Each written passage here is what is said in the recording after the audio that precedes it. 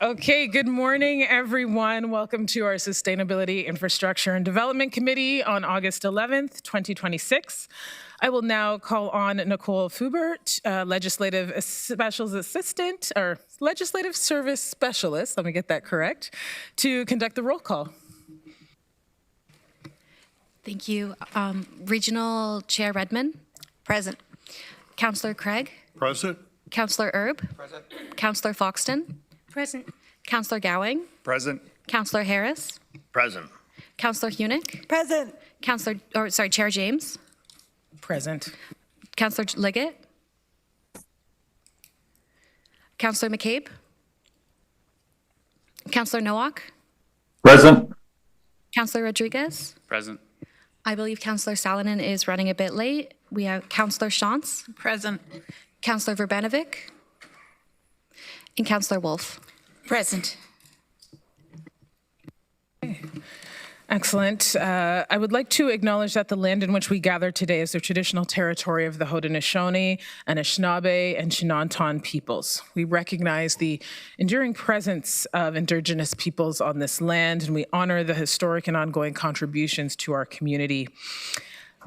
I also want to take a moment to just pause and think about the wildfires that took place over the summer and the Indigenous communities who many lost their homes where they live, where they steward the land. And, you know, we felt the impacts of that for a few days. However, the impacts for many are a lot longer. So taking a moment right now to recognize that perspective and you know, as we steward this land and Indigenous contributions to this land, and they continue today. And okay, with that, I would also like to acknowledge some days of significance for the month of August. August 1st is Emancipation Day, which commemorates the emancipation of over 800,000 enslaved Africans in British-controlled regions worldwide, including Canada. August 9th is the International Day of the World's Indigenous Peoples, which recognizes the diverse cultures, traditions, wisdom, and strength of Indigenous communities around the world. August 12th is International Youth Day, a day that recognizes that while young people's lives are shaped by different national and local realities, their aspirations are remarkably similar across countries and communities. Young people seek dignity, opportunity, meaningful participation, decent work, quality education, and a sustainable future. Are there any declarations of pecuniary interest or conflict of interests? Okay, seeing none. We have no presentations today. Delegations, we will now proceed with the delegations as listed on the agenda. I would like to remind all delegations of some guidelines for participation. If you are attending in person, please proceed to the podium when you are called to speak. The podium is height adjustable. You will have 5 minutes to speak. If you registered before the deadline, if you registered after, you have 3 minutes to speak, and I will let you know as you come up to the podium or join us online. When you see a yellow light, that will indicate that you have 1 minute remaining. And when you see a red light, that will mean your time is up. I may provide a verbal reminder as well. Additionally, some general reminders: if you conduct yourself in any of the following manners, it will result in an immediate removal of the meeting. Interrupting counselors, staff, or other delegations, derogatory statements about counselors, staff, or others, turning your camera on at inappropriate times, and any hate speech or defamatory comments.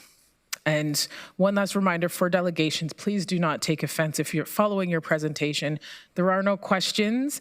This is committee's time to listen and reflect upon the opinions and ideas shared with us from community members. As a quick reminder to members of the audience, you are asked to maintain order. This means that you may not address the committee without permission of the chair, interrupt anyone, disrupt the meeting with unreasonable noise or vocal expressions such as applause, booing, or cheering, display signs or posters. Ultimately, we treat each other with respect in this place. With that being said, I'm going to call on our first speaker, Tova Davidson, Executive Director, Sustainable Waterloo Region. You have 5 minutes. Thank you for joining us, Tova. Thank you so much for having me. I'm so happy to be here. I love these council delegations. It's one of my favorite parts of the role that I play. And I'm here just to give you a report to let you know some of the things that SWR has been working on last year and maybe a couple hints of some of the things we've been doing this year so far. Next slide, please. We realized in 2025 that the work of SWR was no longer to just do what we've always done, but to scale up, wide, and deep. And so instead of telling you the average things, the things we do every year, I'm going to focus on those scaling efforts and how we're trying to do more and build a better community and look at all the different ways we can scale. Next slide, please. So there is a year-end report. I left some paper copies for those who would like a paper copy here for you to take a look at. But if there's only one page you look at, it's this one. Find this one in the report. It's the cumulative impact of the organization over the year. And it looks at all of the elements and all of the data pieces. And we can't make good decisions and we can't build a good community without information and data. So this is the one to look at. And I'm going to highlight a few of these throughout the presentation. Next slide, please.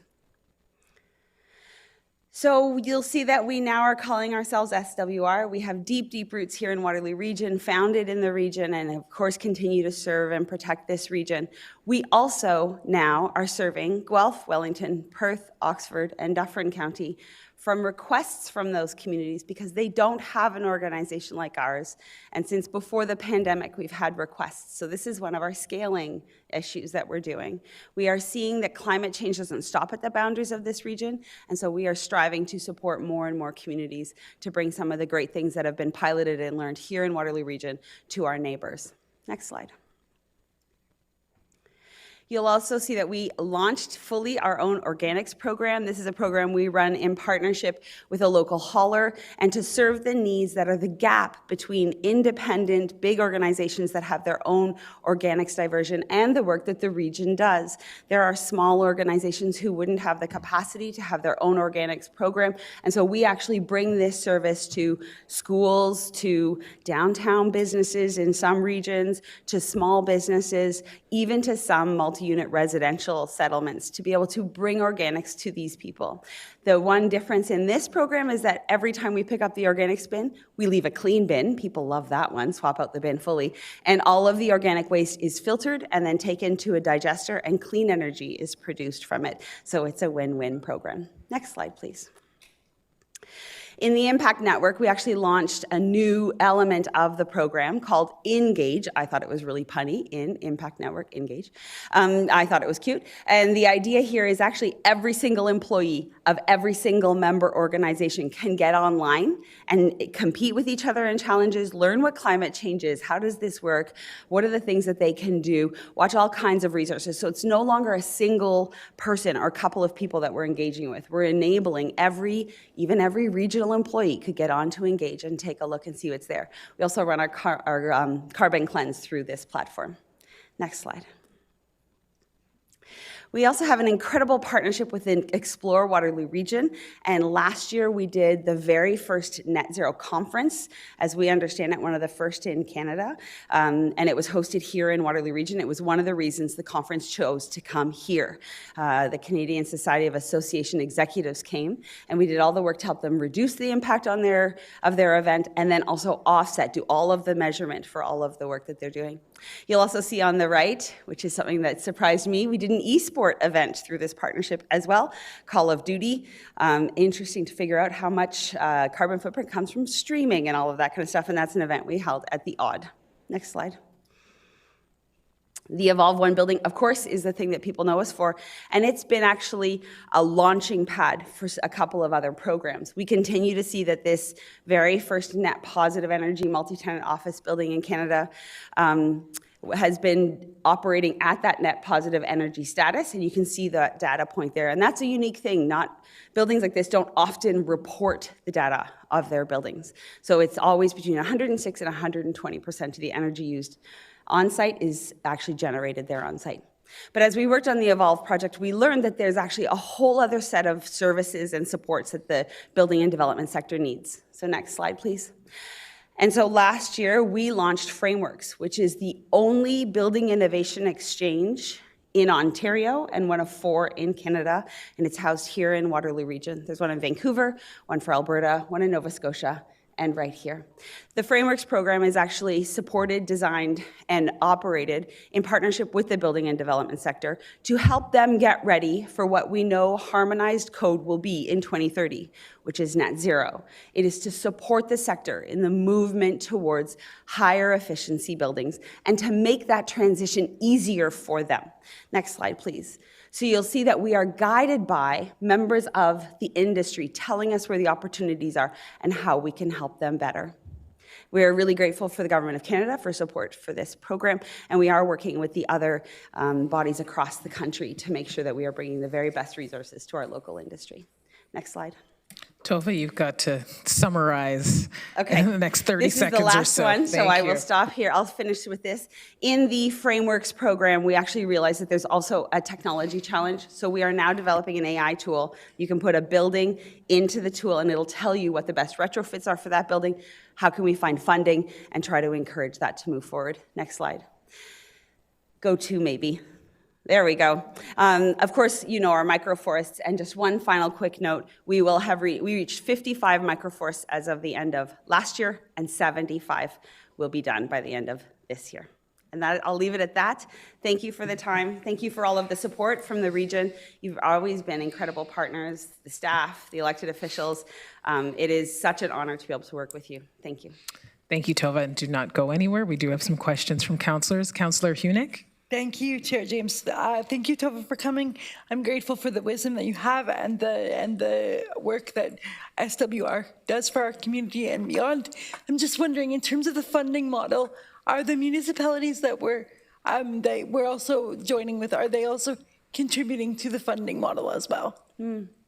Yes, through the chair, thank you for the question. So there are certainly places where we're getting support. It depends on the program, how we operate. So we don't have any core funding from any organization at all. We actually operate each of our programs almost independently like a business. So the Impact Network, for example, member organizations pay us to be part of that Impact Network. When we're working with Wellington County, there's a bit of support that comes to us to be able to do things like their stock takes to talk to their business community. So each place comes in, and yes, they are also contributing. Not every program we offer is the same in every region. Okay. So we don't, for example, we do climate action Waterloo region. There isn't a climate action Perth. So it's not that we're taking those people and working in Perth. Okay. Should that program come up, then yes, there would need to be funding to allow that. Thanks very much. Thank you. Chair Redmond. Thank you very much, Tova. It's always just so energizing to hear you come in and present.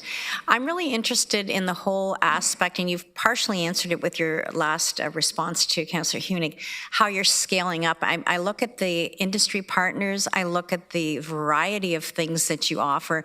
I think part of it must be the data that you're able to collect to sort of do proof of concept. But can you just talk a little bit about, for other people watching that would love to have the kind of variety and scaling up that you're doing, what's your secret sauce? Thank you for the question, and through the chair. Our secret sauce, so we operate like a business. We're a social enterprise nonprofit, so we're not a typical charity. My background comes from the business world, so I'm always looking for revenue sources and how do we find ways that have both social impact and purpose, and then a revenue model so we can at least pay our staff and do the work we need to do. But I think the secret sauce is that we are supportive of the community. We work in partnership with all kinds of people. We know we're not the experts in the building industry or in all of these other work that we do. We actually bring those partnerships together, and then we are able to learn from them and then be that intermediary to move forward towards it. And I like to say to the team that our answer is always like, "Ooh, that's an interesting question. Let us figure out how we can help," instead of, "Oh, it can't work that way," or "That's the wrong way." And so it is really meant to be a collaborative model moving forward. The other thing, as an independent social enterprise, it's really it makes us able to do the things we need to do and to partner in all the places where we need to. So some of that scaling has come from that model as well. It just really strikes me that is that grassroots initiative, and that you know, when you're talking about planting trees and micro forests and things like that, and then the much larger aspect of, so it's the think globally, act locally, but you're doing both at the same time. So congratulations, continued success. Thank you. Councillor Wolf. Through you, Madam Chair. Tova, it is always an honor to work with you and the work you've done over the years. We really appreciate. When I'm speaking to constituents, many of them are at this point overwhelmed with climate change, et cetera, and they feel there's nothing they can do. With your climate action plan, can you give some examples of what, an individual or a family can do? Yeah, thank you for the question. And through the chair, the Climate Action Plan and the actual document Transform WR that's run through that program and in partnership with Reap Green Solutions has a list of 86 actions. So there's tons of things we can do. We know that a little less than 50% of the locally produced carbon footprint comes from our transportation. And so thinking about, could we walk or bike to the store instead of hopping in the car for that 2-minute drive? That's a great way to be able to do some reduction. Thinking about how do we reuse the things that we have. Thinking about the energy efficiency of your home. There's lots and lots of programs right now to be able to do things like look at your HVAC system if it's coming to end of life, to think about solar, to be able to back of the meter solar, make your house a little more independent if that's an option for you. Even thinking about diverting your organics. We know that organics that goes to landfill creates 86 times more greenhouse gas impacts than if you were to take it into organics. So that simple thing of putting your apple core in a green bin instead of into a garbage can make a huge difference. And you're right, the climate anxiety right now is hard and people are struggling. It's actually one of the reasons we've held climate care cafes for the people that we work with so they can have a space to think about and to deal with those anxiety things as well as with our team. And so I think that the way forward through that anxiety is through hope and action. It's the only way that we can actually start to feel like there's hope is by doing something. And when you do one small thing, you see there's another small thing and then another small thing. That's kind of the idea of the Microforest program. People plant a tree and then they're like, oh, I really like doing environment stuff. What else can I do? So we hope to inspire people and enable them. Okay, thank you very much. Those are excellent ideas, and I'll pass them along. Thank you. Councillor Shantz. Thank you. Thanks, Tova. I always love to listen to your presentations and your enthusiasm as well. I wanted to go to events. You talked about events and how they can be made more sustainable. I've had some community environmentalists say for the Maple Syrup Festival, for example, could we do something? So if there's an event out there that wants to be more sustainable, how would they get in touch with you and what would you do to support them? Thank you for that. And through the chair, yes, there's lots we can do for events. In fact, tapping a little bit into what we've done this year, we just finished sitting on the general organizing committee and we're now working on the carbon footprint of the Ontario Summer Games. First time, as we understand, that the footprint of the entire games has been considered. And so in that event, for example, which is massive in multiple locations, we deployed about 50 organics bins that were picked up every day to divert the waste. We did food rescue with more than 600 meals rescued from all of the food waste that would have gone in. We helped them consider things like merchandise and transportation, worked with your own Doug Spooner on some of the numbers for the buses, all of that kind of thing. And we're doing the carbon footprint to help them understand what it was. And then we're offsetting all of the calculations that we do to try to do some good out of the footprint that came from it. We're working with the partners at the residences, that sort of thing, to think about, the accommodations and the food that comes to all the athletes. So for something like the Maple Syrup Festival, certainly there's opportunity there. We could look at things like the waste that happens there, and there is an example with Rib Fest here from Impact Events that does an incredible job with their waste.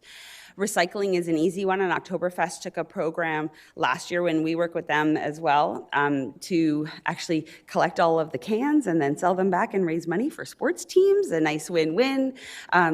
Oftentimes, though, the first thing we need to do is sort of measure and get some ideas of where the impact is coming from. Good decision-making in any program, process, event, or organization has to be founded on data, and so we could work with them to do that as well, and would love to. How do you charge for that kind of service, or how does that piece work? Yeah, so there would be some charge because there's cost to us for things like an accounting tool and licenses for that sort of thing. And so because we're a nonprofit, it's often a lot less than if they worked with someone else. And we would want to talk about what was the scale of the impact of what they would want to measure and the work they'd want to do. But yes, there would be some fee. Councillor Gowing. Thanks, Chair. Tova, thanks for coming in and letting us know what you guys do. One of the things that when I was in Edmonton, I did a tour of their waste facility. One of the locations that they have, and they just started up, is called a reuse center. And I'm going to be exploring that a little bit more going forward to see if that's something that we can do. Basically what it is anyone that has extra arts and crafts, school supplies, anything that is still in good working order, instead of throwing it out, they can drop off of these centers and it's free for anybody in the community. Is that something that you guys have been considering, or have you looked in it, or do you know anything about it? Yeah, through the chair, certainly that's something that people do talk about, and the ability to reuse and keep things out of landfill. And it also has a social equity piece. I have 2 kids, and my eldest said to me maybe a year and a half ago, you know, everything we need already exists. We don't need to buy anything more. And I'm like, ooh, holding mom to account. I love it. And so, yes, I think it's something that certainly has come up in the climate action program as an idea of something. And what we're looking for is who is already doing something adjacent, because we don't want to reinvent the wheel. What we want to do is to help to elevate and support those who are already working in that space, and then to see if there's a way we could be at least the backbone to support some of that. So it has come up, and I think it's a great idea. People don't need to run to the dollar store every time you need a set of markers. It would be amazing if you could just go grab them from the reuse center. You're speaking my language. I don't like to recreate the wheel. Thanks. Thank you, Councillor Urbanovic. Thanks very much, Tova, for coming in and for all of the great work that you've been doing. I've thoroughly enjoyed, back from the Mike Morris days when he originally founded the organization, and then the leadership that you've shown since you've taken the helm. But more importantly, how it's grown is, I think, been really beneficial to us as a region, but also, as you point out, to the others that just want to be part of the family now, which is great to see. You touched a little bit about sort of climate change anxiety, which is certainly out there. But one of the things, you know, we're seeing in for example, the survey work that we've done at the city is issues of the environment have really dropped down in terms of priority, and I suspect it has a lot to do because we're in a period of an affordability crisis, scarcity, and so on, and so folks aren't don't see that as a big priority. But then on the other hand, we see their interest in climate change and the anxiety around it, particularly after things like fires and some of that stuff, see it go up substantively. I'm wondering if you have any thoughts on the kinds of things that either we can do locally to and or the leadership role we can play even beyond that with other communities across the country to really kind of bring those two ends and data points closer together, because it's a challenge obviously right now. Yeah. Through the chair, I think it's a really important question, and it's the reason I came to delegate to council when budget was starting 6 or 8 months ago. And my call to council was to think about climate as part of the fabric of how we actually build a better future, and that things like affordability and sustainability are not independent of each other. They're exactly the same thing. And so I think that's where this challenge is coming, where people are saying, I'm worried about affordability. But I'll use housing as an example because it's something that people talk about all the time. If we're striving to have a region and have a community that has supportive and reasonably affordable housing, but we build it to the lowest possible standard, you're forcing people to have to choose between heating their home and eating. Where if you think about sustainability as the solution, and say, if we build those homes with just a little bit more and make them more sustainable, net zero energy even, which has been proven to be possible, even in retrofits, then those people can then actually be elevated out of poverty. So I think the answer to that question is that sustainability and climate work is the work of equity for humanity. It's not the work of the trees and the bunnies. And so having that mindset shift to say, we are doing this for the prosperity, the equity, and the well-being of every person in this community. That's really the work that we do. And so putting those two things together and changing the way we think about it's this or that, it's this and that, and they work together seamlessly, then we can get out of that problem. That's great, very powerful messaging. Thank you, and please pass on our thanks to your staff team and partners as well. Thank you, Tova. That's it for questions. Powerful way to end off your delegation. Thank you for coming in today. Thank you. The next speaker we have is Fawaz Shaika. You can correct me when you get up here and how to correctly pronounce your last name, okay? You have 5 minutes. Thank you for joining us today. Can you hear me well? All right, my name is Fawaz Sheikh, so like Sheikh. So today, my presentation will be talking about current transportation infrastructure and what I believe we should do in order to improve it. You see, the region of Waterloo has been my home for around 8 years now. I've lived in Cambridge, and while it's done a good job, one issue I really think we should talk about is creating that hybrid approach of cars and bike lanes. Next slide, please. One more. Next slide, please. Thank you very much. See, the problem is with the Waterloo region is we are very car dependent. If you don't have a car, you basically can't get around in the city. It's a winner-loser infrastructure. And there are many reasons why this is important, whether economic, health, or psychological. This is something that is very important, especially as it is the summertime.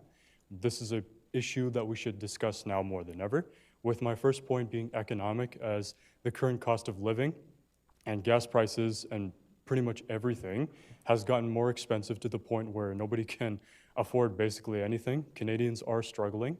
And even if we go with the electric car route, it's still pretty expensive, let alone the other factors that I will talk about later.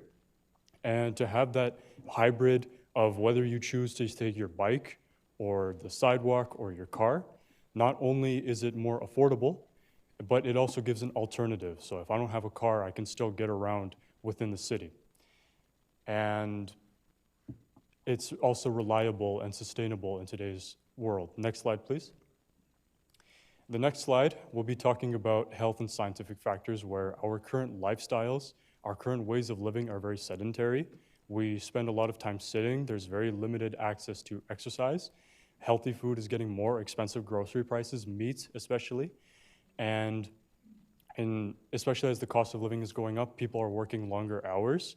We don't have the time to go for a gym or some sort of workout. So biking will provide some sort of form of exercise in the form of a commute and allow us to gain our physical activity whilst going about our days and giving us reason for us to stand up, especially as climate change is a big factor. This would decrease our carbon footprint and allow for a more eco-friendly solution. Next slide, please. So one analogy that I will give to illustrate my point is the Netherlands, where they have successfully created this hybrid approach. They have done either their cars or their bikes, and they designed the society in such a way where you can do one or the other. We have bike lots, places you can keep your bikes. We have separate tunnels and roads specifically for the bikes. In the Waterloo region, these are very close to cars, so you risk that chance of being hit, let alone they are not very consistent. They go off for a point and then they end after a while. And the top right photo that you see over there, that is my sister's photo. She went to the Netherlands for an exchange program, and she helped pitch ideas for this solution. Next slide, please. And the final argument that I give for why we need better, more hybrid infrastructure is the psychological factors. According to the 2020 book, The Anxious Generation, written by an American psychologist. He mentions that mental stimulation is important for development of the brain and giving people that stimulation. And if you see that photo there, you know, people often say, why don't kids go outside anymore? Well, where are they supposed to go if it's all roads and cars and everything? The parks are pretty far away, and it's just, they are trapped within an area. Even the neighborhood that I live in Cambridge, within Maple Grove Road, if you don't have a car to go anywhere, you are pretty much trapped. You are a rat in a cage just in that neighborhood. And it's nice to get outside and explore the city. I mean, when we were all kids, we liked exploring the city, right? So that's one way we can get out there and be involved. Next slide, please. Thank you. So one way we can ensure that this works is we need to ensure participation, solution, and success.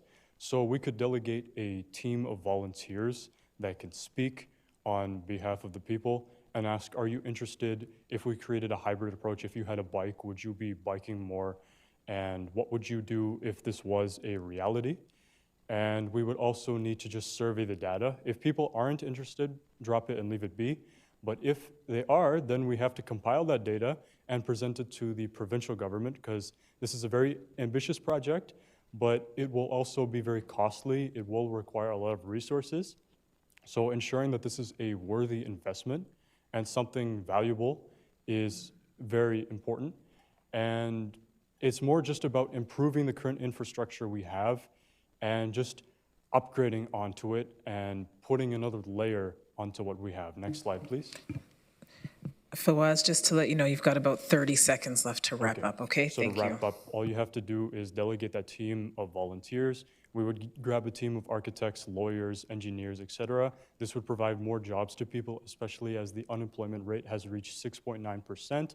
And we could have programs that help encourage biking and encourage this hybrid infrastructure and ensure more people are outside. And that wraps up my presentation. Thank you. Okay, Fawaz, stay close. We do have a question from Councillor Wolf. Through you, Madam Chair, thank you very much for your presentation. I sit on the Active Transportation Committee, so I'm very interested in improving cycling in our city.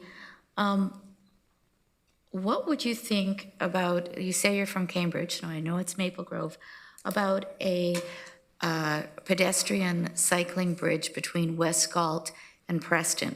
That's been bandied about for a number of years. Do you think that would significantly improve cycling in Cambridge? Definitely, 100%, because adding that opportunity for people to still travel and not always have to use the car, that's definitely good. And by renovating the bridge and adding that little area, that just allows for a more convenient way to travel. And within that bridge, it just also encourages, just going outside, and it just provides more areas to get somewhere. Like imagine if I'm on the highway and there's an abandoned highway that takes me to my destination quicker, but no one's renovated it. If I do renovate it, I save time, I save money, and it's just a convenient way to ensure time is spent well. I also like your idea of volunteers leading students by bike to school. We have the idea, we have the concept and I guess program called the walking school bus, but I've never heard of the bicycling school bus. And so that's an interesting idea. Thank you very much. Thank you. Thank you, Councillor Craig. Oh, thank you, Madam Chair. And through you, Madam Chair, I do really appreciate your presentation today. I've been to Amsterdam, and I've seen the overwhelming use of bikes in the city. I was fascinated by the fact that they had a parking garage only for bikes, which is really quite unusual in Western, Canada, United States, etc. What do you see as the greatest impediment to moving forward in terms of getting people to start biking more?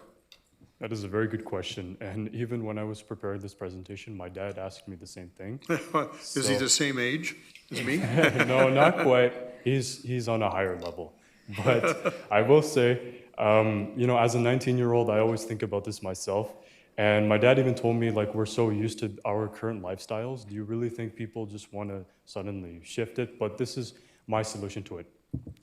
You see, I'll give an analogy to illustrate my point. Short attention spans are something that our generation faces, right? We don't have the attention span to focus on anything anymore. But the problem is with the world is instead of just, actively fixing it, we adapted our world in a way that provides for it. We have, shorter videos, long form content videos are going down, etc. The same goes here in biking. The biggest impediment is we've designed our society in a way that encourages, you take your car only. So I cut down on the bike lanes and I put more roads. I make everything car accessible, let alone that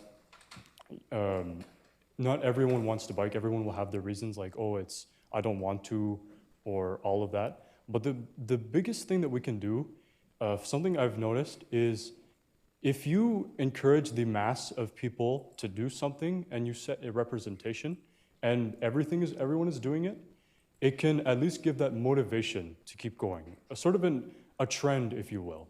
And this is a trend we want to keep for a while, but the number one thing we can do is increase the opportunities. Similar to how we adjusted our ways to short attention spans, we would, maybe pitch the ideas that I created. We would have those programs. We would see more people biking and set an example, and hopefully that just spreads. Does that answer your question well? Yep, very, very well. Thank you very much for coming in. Thank you. Thank you. I see no further questions. Thank you for coming in this morning. The next delegation is Jabron Butt. Are you in person or virtual? I think we have you virtual. Yes, I'm in virtually. Excellent. Good day. You have 5 minutes. Thank you, Jabron, for being here.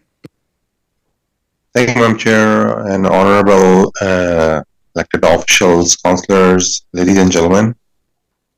My presentation is for the third approach for the water supply solution. Will you please pull up that presentation?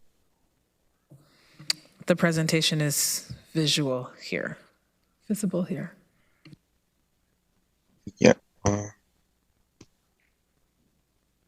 It's not for this wildfire smoke. It is for the third solution of the water supply. That was the solution. That was the presentation I had to present.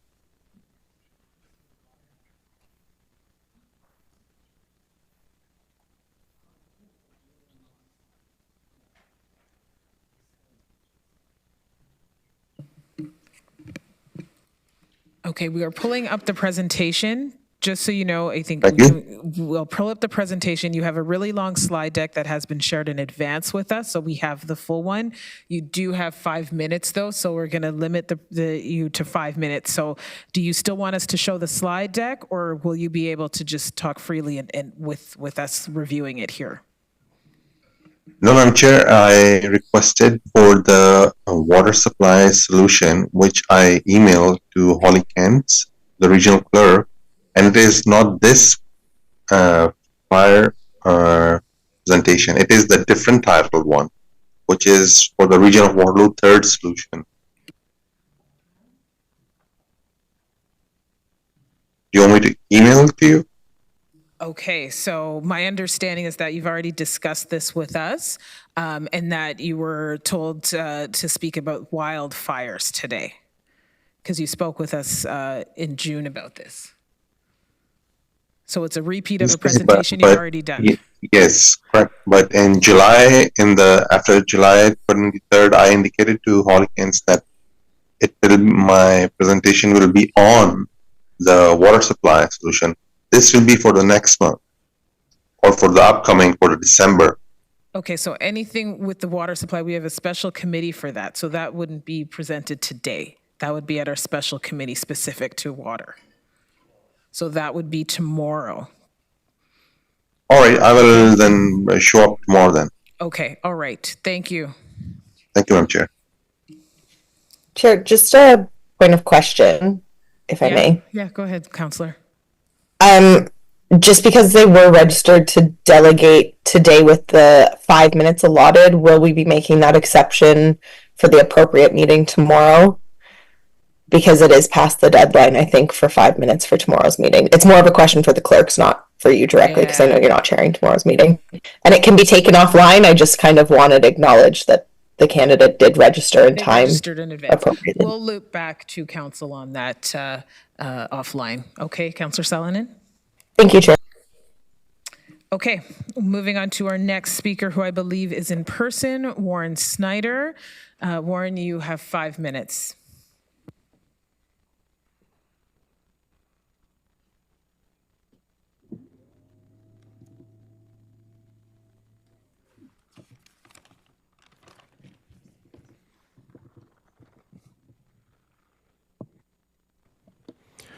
Council and committee members, my name is Warren Snyder, and I'm a lifelong resident of Kitchener. I'm here to represent my peers and my generation. We do not want AI, and we do not want the data centers that go with them. We do not care about the digital economy. We need jobs here in our city. If it was the choice of Gen Z, we had abandoned and shut down AI yesterday. This is our Tower of Babel. Specific concerns with the data centers are water consumption, pollution of our ground and groundwater, noise pollution, EMF radiation, and funding. Water consumption. Wet cooling of a 1 megawatt data center can consume over 11,000 gallons of water a day. DataCenterDynamics.com gave me 11,412.23 gallons of water a day. Nature.com gave me about 18,000 gallons of water a day. 12,000 gallons of water a day is enough for 240 people per day. Wet cooling is the most common cooling method, as it is the cheapest. Wet cooling evaporates and burns off the water. There is no salvation of that water. It is gone.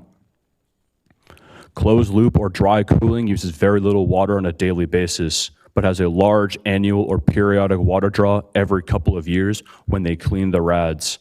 The problem with these systems is the waste disposal of the coolant.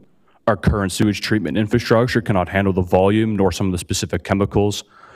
Councillors, AI data centers will poison your grandchildren. Corporations, publicly traded corporations, because of Dodge versus Ford, have a legal responsibility to provide value to the shareholder and have proven over and over they care about nothing else. They will pay you to get out of the way of, and your children will pay them to undo the damage. The data centers will poison our kids. The sound and EMF have made many residences next to them unlivable and a serious health hazard, causing loss of sleep and drastically increasing the mental fatigue. The reports from the communities who are living next to them are concerning. If they are built, build them in the middle of the industrial parks as a minimal protection. The funding is a different kind of diabolical. They're built on tax grants, and currently in Canada, there are 300 centers in Canada, and none of them are metered for water, meaning that is unfair to the businesses who have to pay and the residences who pay 3 to 4 times more than the commercial rates. 50% of Canadians live paycheck to paycheck, and an increase of just 10% in their water bill, which has been reported by some U.S. counties for AI infrastructure, is enough to force half of the families in Canada to have one less meal a month. If the corps want a data center built, they pay for the infrastructure upgrades, and they need to be metered and pay for all of their utilities, not us. I noticed at the beginning we acknowledged the first tribes, yet we mock and insult them further by building data centers. 2 of the community pillars are stewardship of the earth and planning for the 7th generation. Corporations pushing AI have proven their disdain for the earth and have no care that your grandchildren will live in the apocalyptic shadow of the data center, yet alone the grandkids of your grandkids.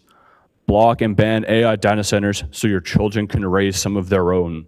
This is just scratching the surface of environmental and economic hardships caused by these data centers being built at a breakneck and reckless pace that will last for generations. Thank you. That is my time. Excuse me. There is no clapping. You can do jazz hands. I went through this at the very beginning. Please be respectful of that here. Thank you, Warren, for presenting today and speaking your position, on behalf of a generation who they're concerned about things going forward. So respectfully, thank you for coming in. And those of you who are also in today regarding data centers. So I don't see any question from councilors at the moment. There'll be a discussion later on today. I'll call on the next speaker. Thank you, Warren. Thank you, Chair. Megan Jesso of Hamilton, I believe you are in person. Okay. Is Megan here? Okay, perfect.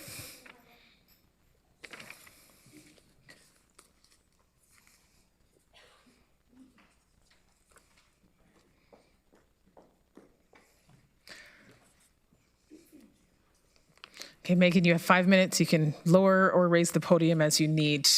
Please go ahead. Hi, everyone. My name is Megan. I have already gone through this before in Hamilton. I'm from Hamilton, and I've talked to the City Council twice, a total of 16 hours I sat through of all the concerns that people have had with AI data centers. And my concern is, so the framework that we talked about hours and hours and hours for, unfortunately, got passed, and now they're going to be able to build this without a framework. And I just feel like our voices don't matter. And this is why I'm showing up again today to speak, because I'm concerned. And so, I don't know if you guys like to collect data on what you see online, right? But as what you can see with the states already, there's a lot of problems, right? So, Wyoming, for an example, okay, they recycle their wastewater for irrigation systems, and there was a bacteria that was found during construction, okay? Contractor was hired and had this bacteria in the wastewater. They had to shut down because this bacteria is not supposed to be spread across parks and stuff because it can affect someone. And so they had to shut it down, and now they're responsible. They have to treat the wastewater, and they have to have a third party come out and recycle it.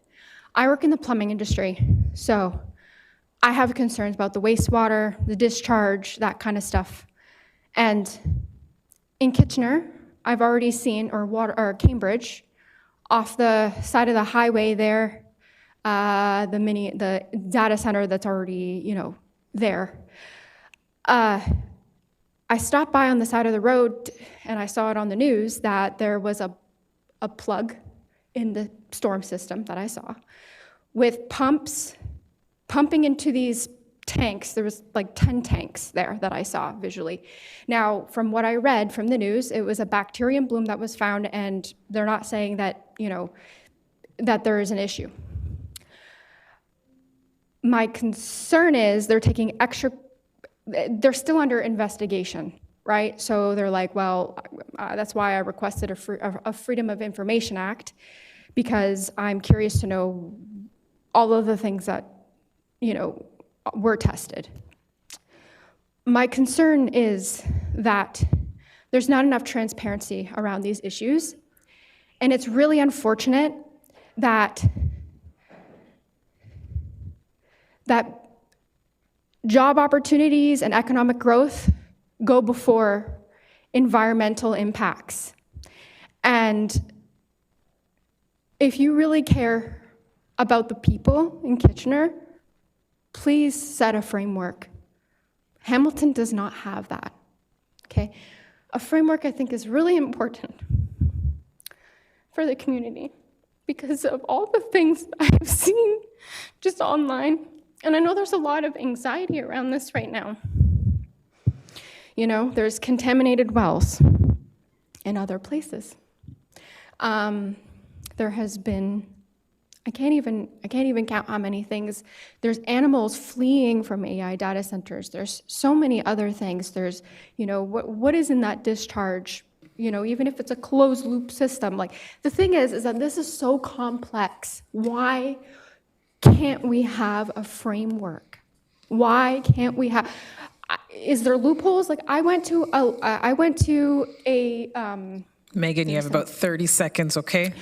I went to the educational thing that they had at the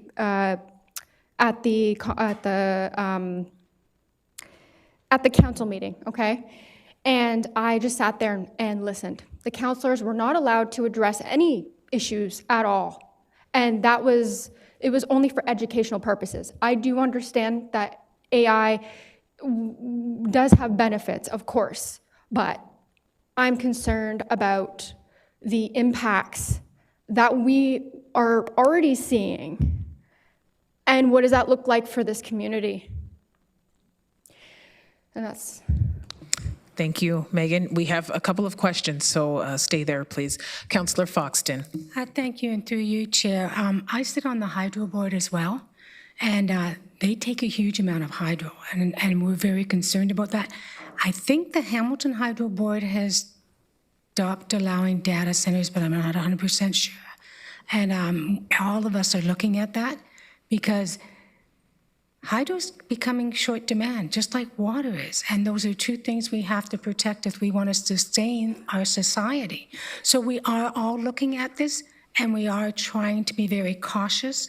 And totally agree with you. We have to, I won't give my personal opinion. Councillor Rodriguez. Thanks, Chair. Megan, thanks for coming in. A question for you, I guess, if you could just clarify, do you support the motion that's in front of council today to come back with information on data centers? It sounds like you're supportive of a framework, which I totally agree with. And I guess the context to that question is just in Hamilton, it's a single tier, right? They are the infrastructure, they are the planning. Here in the region, we, you know, at a very high level, we do the infrastructure, but the planning is at the cities and at the townships. And so I think that this request is just around information that this council can use for our decision making. I just wanted to understand it a little bit better because I totally agree with you. We need guardrails and we need information on this so that we know what we're actually talking about in this. Yeah, that's the thing. So I've seen so many people who've already voiced a lot of concerns, and I would just like a framework. I used to be not against AI data centers, to be honest. I use AI myself, I'm not gonna lie. But I didn't realize the ramifications of these things that are happening that you can see. And so I am here today to just discuss the frameworks and hopes that you guys take this into consideration when you're making the decision, because I've already seen the counselors not able to ask questions when it came to the educational standpoint, and I just feel powerless in this, and I just hope that you guys can make the right decision based on what you see, not only just, you know, trying to wait for the data to come later on. You know, I think that these studies should be put in place so that people can understand what it is that these AI data centers are doing. And Chair, just a follow-up, if I may. Yeah, so I appreciate that. So I guess today we're being asked to consider a request for information that would come back in 2027. There's no request to expand or any specific projects that are on the agenda today. Okay. So I guess I just wanted to clarify that, and it sounds like you are supportive of getting more information on these. I just wanted to... Exactly, yeah. Okay, I just wanted to understand that. Yeah, because I mean, I showed up today, I heard AI data center, and I'm like, I just want to explain my experience with this all, and I don't even know what stage this is at, to be honest. Like you said, it's in like talks, but you know, yeah. And Chair, if I may, just if there's an opportunity to maybe clarify the motion that folks are here to talk to, I think there's a lot of different angles that this could come from, and if there is even an opportunity to deal with the motion with respect to some of these delegates earlier in the agenda, I'll leave that to you, but I think we have a lot of folks here on this issue, and a little bit of clarity in terms of what we're talking about, I think might just level set in terms of why we're here. Thanks. Thank you. Okay, yeah. So, happy to clarify. We have an agenda set out. I think we should respect the agenda that's laid out. But for those who are delegating today, there is no data center proposed in the region or in any area.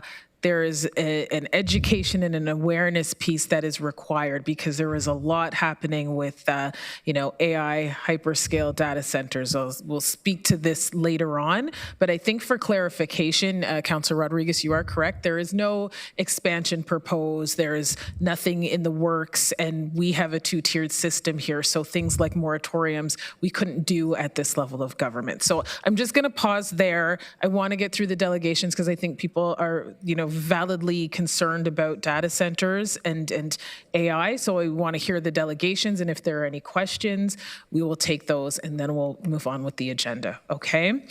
Thank you, Megan. I see no further questions. Next is Meredith Blunt from Bird Friendly City Kitchener. You have 3 minutes.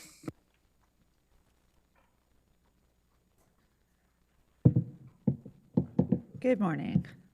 I'll be pretty brief. So I'm here to comment on section 9.2 of the agenda. I'll take a second to introduce myself. I'm Meredith. I'm a local artist and the founder of Bird Friendly City Kitchener, a program created by Nature Canada to raise awareness, action, and improve urban spaces with bird-friendly actions. I have the pleasure of collaborating with the City of Kitchener on bird-friendly projects, and I'm immensely proud of how the city welcomed this conservation effort as part of their identity. I create my artwork inspired by our incredible biodiversity in the region, but especially the birds. So many communities right now are finding out, perhaps far too late, that data centers are not hubs or producers of innovation and employment. They are, simply put, consumers. They consume employment, they consume water, they consume ecosystems. They even consume the dark and the quiet that we and wildlife that we share space with need to live and thrive with their constant light and noise pollution. I do applaud you, Councillor James, for calling for a report on data centers, and I believe that this is a critical priority for our region at this time. This is an expression of support for an in-depth, transparent, and publicly accountable report from the region and staff, including reporting on council members and committees demonstrating approval for the construction and water consumption on data centers. Constituents are entitled to know who we vote for. Additionally, I would like to offer the expertise contained within my organization, Bird Friendly City, as many of our volunteers are field biologists, academics, outdoor educators, and engineers, to the regional staff as they construct the report. Data centers and vast AI use do not match up with sustainability goals. And speaking from the heart, our designation as a bird-friendly city, Kitchener being certified in 2024, and we have Waterloo's team working on their certification right now, would be jeopardized along with all of our urban and rural human wellness, our ecosystems, and our watersheds. Thank you, Meredith. I do not see any questions. Thank you for coming in today and providing your perspectives. Next, we have Jody Koberinsky. I have you in person. Is Jody here? No? Okay, I'll come back near the end. Maybe they're running late. Thomas Gillert of Wellesley. You're in person. Welcome, Thomas.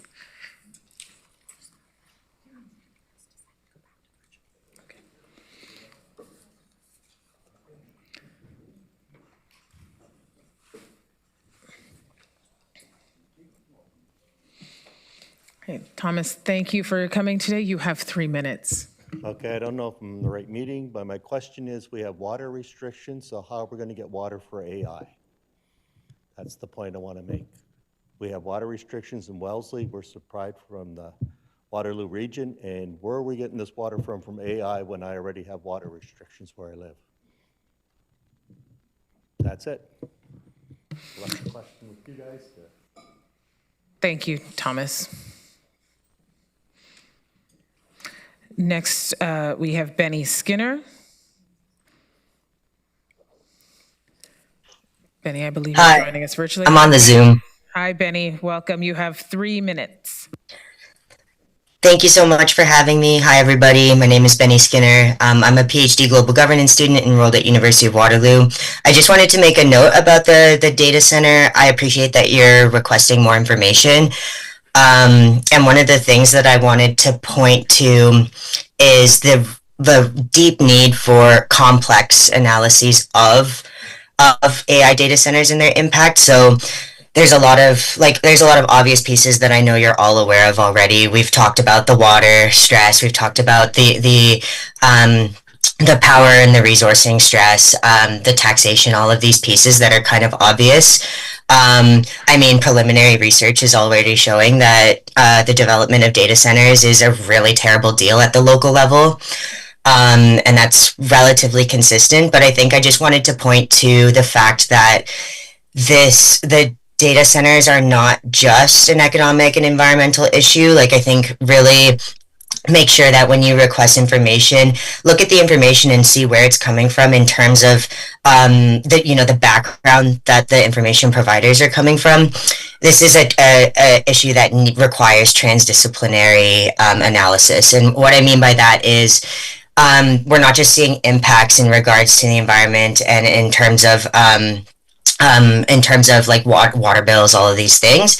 But we're also seeing there's like a socio-political impact that I think is really important. One of the things that I really hope to see from Waterloo region is just a more unified region. The socio-political polarization in the region is growing in certain areas, and it does grow alongside certain projects, and AI data centers would be one of those things. It will have a social impact, it will have a political impact, as well as having those obvious environmental and economic impacts. So I would just be really mindful of that when you do request the information, and if you see it and there's not a significant section where they also talk about what it does socially and sociopolitically to communities, I would be weary of that and probably request more information. I think that would be really important. And the other piece that I would say is there's a deep need to consult with Indigenous peoples and Indigenous communities, and I would actually leverage in the future, if it comes down to it, I would leverage the obligation to meaningfully consult with Indigenous peoples to slow down the development of AI data centers. Because if it comes down to it, like what we consistently see is that the technological and corporate sectors move so quickly and develop so quickly, but policy and research still needs time to catch up. And so I encourage the delay. I encourage leveraging the obligation for consultation, and I also encourage you to be very critical of the information you receive. That's all. Thank you so much for having me. Benny, thank you for joining us today and providing your perspective as well. I see no questions from council, but thank you, Benny. Appreciate the work you do. Next, we have Lena Babur from Mississauga. I believe you're joining us virtually. Is Lena online? Okay, Lena, I'll loop back again with a few that have disappeared. Amelia Upper from Waterloo, I believe you are virtual. Yes, I am. I'm currently in a forest, so I apologize if my reception is laggy. That is okay. Go ahead, Lena. Amelia, you have 3 minutes. Okay, thank you. I'm going to keep it brief. I am a fifth-year student at the University of Waterloo. I study environment. I work in environment. Most of my dreams and nightmares surround, our existential threat relating to climate change. And so when this opportunity came up to talk about data centers with regard to how they're going to develop in a legislative standpoint, and from a policy perspective, I thought it was just important to keep a few things in mind based on what we study in school and how we frame things within socio-ecological development. All that to say, when the UN University published a report earlier this year, it said that data centers were projected to be using 9.3 billion liters of water globally, with around 299 million tons. It is a report you can find online. It's very accessible.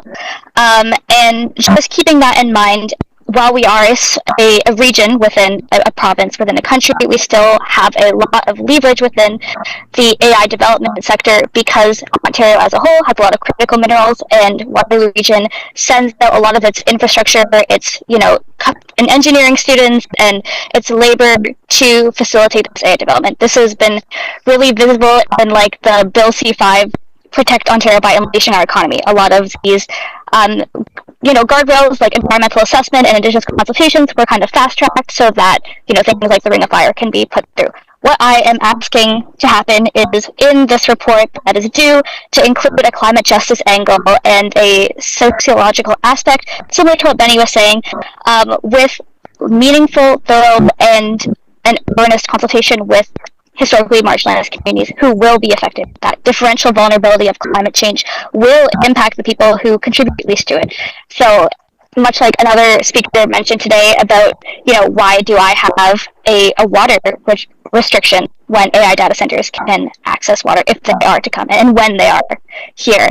Similarly, why should boil water advisories be the norm when we can, feed water to a machine that will replace half of our jobs? That doesn't seem like a very sustainable or life-giving option for an organism. So what I'm asking is to, in addition to the 7 priorities of the report, to include a climate justice aspect with a specific focus on Indigenous consultation and in consultation with other communities that will be impacted, especially communities that do not have access to resources, like the fact that I can take this call from a forest. 30 seconds. For example, there will be communities who are very low income, who whose jobs are being replaced by AI, and understanding the impact on those communities is just as important as becoming this technological superpower and having sovereignty over AI development. Because I know that is a priority for the country, but we also need to prioritize people that actually live here. Thank you. Thank you so much, Amelia, and especially you raise a valid point, being where you are and being able to be on your phone and that perspective. Thank you. We now have, there's no questions. We now have Kevin White from Kitchener. I believe you are in person, virtual? Oh, in person. Perfect. Kevin, once you get to the podium, you have 3 minutes.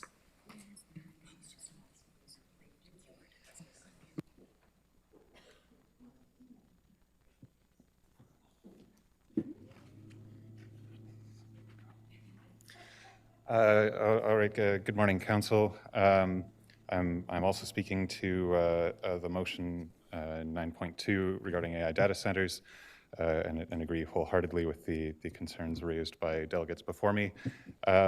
My concern addresses the writing of the motion itself, in that the primary consideration throughout is economic. And I just want, again, to point to the region's core value of care for people and the land we share as the primary directive there. That same page of mission, vision, and values also lists responsibilities with regard to the dish with one spoon wampum. And so I have some questions about the wording of the motion, mentioning things like balancing the economy with environment and capacity and community. And there is those considerations are being treated as kind of ancillary in the way it's being written. And I would strongly encourage this idea of care for people in the land we share to be embedded more deeply throughout as the primary consideration rather than the listing of economic opportunities, particularly because the major drivers, as was mentioned, tend to be the capitalist class and the corporate class that are really pushing these. And as the Waterloo Region Community Foundation's 2025 Social Infrastructure Report pointed out, the quality of life across the region is declining, and that is marked especially for people in lower income brackets. And so in order to mitigate that, I think there has to be a much greater emphasis on those land and ecosystems and the people rather than a short-term opportunity. And I think that's the extent of what I'm looking at there is really just asserting more forcefully that core value throughout, rather than beginning at a point of saying, well, how does it affect finances? Thank you, Kevin. I see no questions. There'll be a discussion around this later in the agenda, and I'm sure that will come up around the wording and context of the motion. Okay, I think that, Lena, I do believe you are here.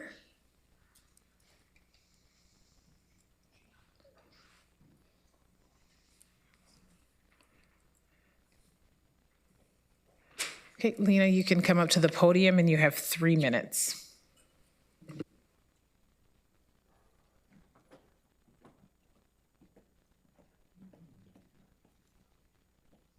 Hello, everyone. Thank you for waiting. So I'm actually here from the city of Mississauga, and my bus actually ran late on our way here. But first of all, I'd like to thank Councillor James for taking the responsible step for recommending this motion, and I really hope that fruitful output will be put forward regarding the research and then the potential framework and bylaws that will come out of it regarding the proposal for our future AI data centers. So there have already been individuals who have brought forward the concerns regarding the water consumption and the electricity consumption that AI data centers can have implications regarding. However, there are two areas that I would like to draw attention towards that I have not yet heard being addressed. So the first of all, one of the consideration areas is regarding the data center's impact on health, including that of citizens, wildlife, and the hundreds of livestock animals that support the region's farming sector. Reports from rural ranchers in Texas and beyond indicate that constant low frequency, the sounds, the hums, and the infrared from nearby cooling systems in AI data centers can induce severe chronic stress in livestock, leading to reduced breeding rates, reproductive failure, and significant weight loss. In a situation like this, the implicated costs of public health and the reduction of farming outputs would counter any taxable gains from these facilities. Additionally, I'd also like to highlight that even when it comes to data centers, the use of recycled water that is, so the data centers that specifically use recycled water, even in regards to them, the treatment costs for the blown down discharged water typically falls on the municipal or regional governments or the regional water treatment plants, unless the local environmental regulations require the data center facility to manage it themselves. Data center companies typically want to pass these costs over to local municipalities because it is expensive to deal with them. When the companies that are profiting, when the companies that themselves are profiting from the data that is stored in these facilities, why should tax dollars then be used to carry these costs? These two are the additional areas that I did not see in the motion agenda for today, and I think these are areas that we should also be considering as factors that will have implications on the region in the later with the implementation of an AI data center. Although wastewater management, I understand, would typically be considered a later factor of consideration when it comes to the facility development of AI data centers. However, examples from the city of Mississauga and Hamilton both show us that development companies can use confidentiality laws to prevent disclosing this information to local regions in earlier stages until it becomes too late to actually act and do something about them.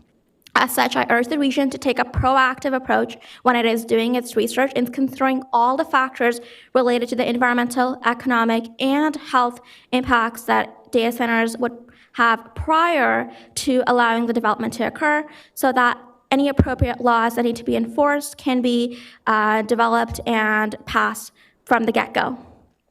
Thank you. I yield my time. Thank you so much, Lena, for coming in and from traveling from Mississauga. I've been following Councillor Reid out there. There's been a lot of discussion as well. Okay, so we are going to move on to our regular agenda, to the delegates who have spoken regarding the data motion coming forward. I do hope that you will stick around for that discussion. It's an important one. And your input and thoughts through your delegation this morning are well noted. That being said, I'm going to move on with the rest of the agenda. I'm going to move on to the consent agenda. So item number 6, is there any request to remove anything? Councillor Gowing? If I could pull, sorry, give me a second here. I think it's 6.2.1. Yes. That is the extension to traffic signal controller? Okay. All right, I'm seeing no further requests to pull any agenda items. Can I have a mover for the rest of the consent? Councillor Wolf, Councillor Hunick, okay, and you'll be prompted in e-scribe.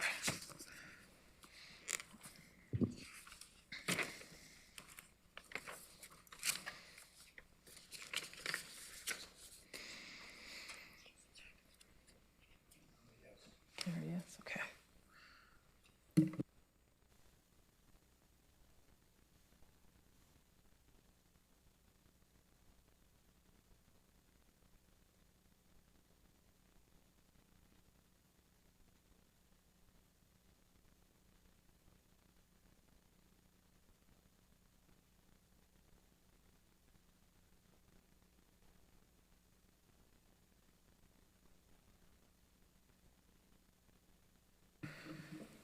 Councillor Liggett, you're in favor? I have a question before I vote yes or no. The consent agenda, did that include Myers Road? No, that's on the regular agenda. Oh, okay. All right. Just making sure. Thank you.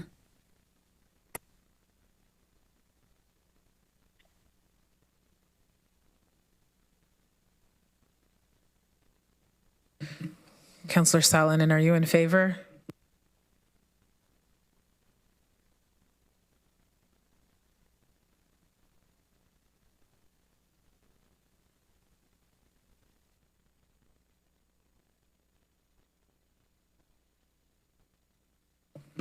Okay, that is carried. Okay, Councillor Gowing, go ahead. Thanks, Chair, through you. Maybe staff can kind of clarify some things here. So Econolite remains cost competitive is what the report says. Can we know when the last formal price or market comparison performed was? What comparable equipment was assessed, and how do we independently know that we're getting competitive pricing when we're negotiating with the same supplier? I'm not sure who that's directed to, but I'm just wondering where we're getting that information. Commissioner Getz. Through the chair, I can start, and maybe I'll pass it to Mike. I think today, I mean, the comparison, the equipment is fairly, I would say this is a fairly well understood technological solution. So we know market prices from other jurisdictions. In terms of the competition, you're right, we haven't been to competition for a while. I think the initial objective and the continued objective was the standardization of controllers. That was the initial intent, to be able to have one single type of equipment. Maybe I'll pass it to Mike on any contractual details. Excuse me. Thank you, Matthew. Yeah, I would echo Commissioner Getzke's comments. Staff took a pretty hard look at this, Councillor Gowing. There's a lot of efficiencies to be gained. The company looks after over 100,000 intersections in North America. They're kind of the standard in the industry. The pricing has been compared. It's competitive. The advantage we gain by doing this for our 530 intersections is with maintenance, it's with replacement parts, it's with familiarity, it's with integration with MyoVision, it's with integration with our traffic control analysts. So there's a familiarity with the system. It is competitively priced because they are so large, so there's some economies of scale. But staff did look into that. If you would like, or if council would like, we can certainly get back with some of that information. I don't have it with me right now, but we have done that through this exercise. Okay, fair enough. And then over the last while, what has the expenditure been against the 900,000 authorized over the last 5 years? Do you know roughly what that number is? I'd have to get back to you. Okay, Councillor, fair on enough. that. But the split for this, we have about $360,000 of that $900,000 that is for replacements and independent projects. The balance, the $560,000 balance, comes out of our transportation capital plans and is associated with and embedded with the projects already. Okay, thank you. Okay, you're good with that, Councillor Gowing? Okay, Councillor Liggett, I have your hand up still. Do you have a question? No, sorry. Okay, so staff will get back to us. However, there is a recommendation. Is there a recommendation for this one? Yes. Okay, so I need a mover and a seconder for. Oh, were you in the queue? Okay, so, Councillor, I can't see the queue here. Councillor Foxton, go ahead. Sorry about that. And through you, Chair. Just wondered if so you're saying it's coming out of the transportation capital budget?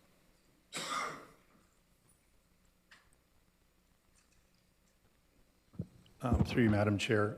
Yes, Councillor Foxton, the split, the $900,000 split, about $560,000 of that comes through the transportation capital plan projects. So it's embedded in the budget already. The other 360 are independent signals. So you said, so it was embedded in the budget for this project originally? So there's so in the capital projects themselves, they would have a budget for the signal modifications required. That's right, and I'm aware of that, but this is an increase. So are we, what I'm trying to get at is, did we have the funds for this specific project, or are we taking other funds from another part of the capital budget to cover this? No, we are not. We have the funds. Thank you. Any further questions? Can I get a mover for this? Moved by Councillor Gowing, seconded by Councillor Foxton. Okay. You'll be prompted in e-scribe.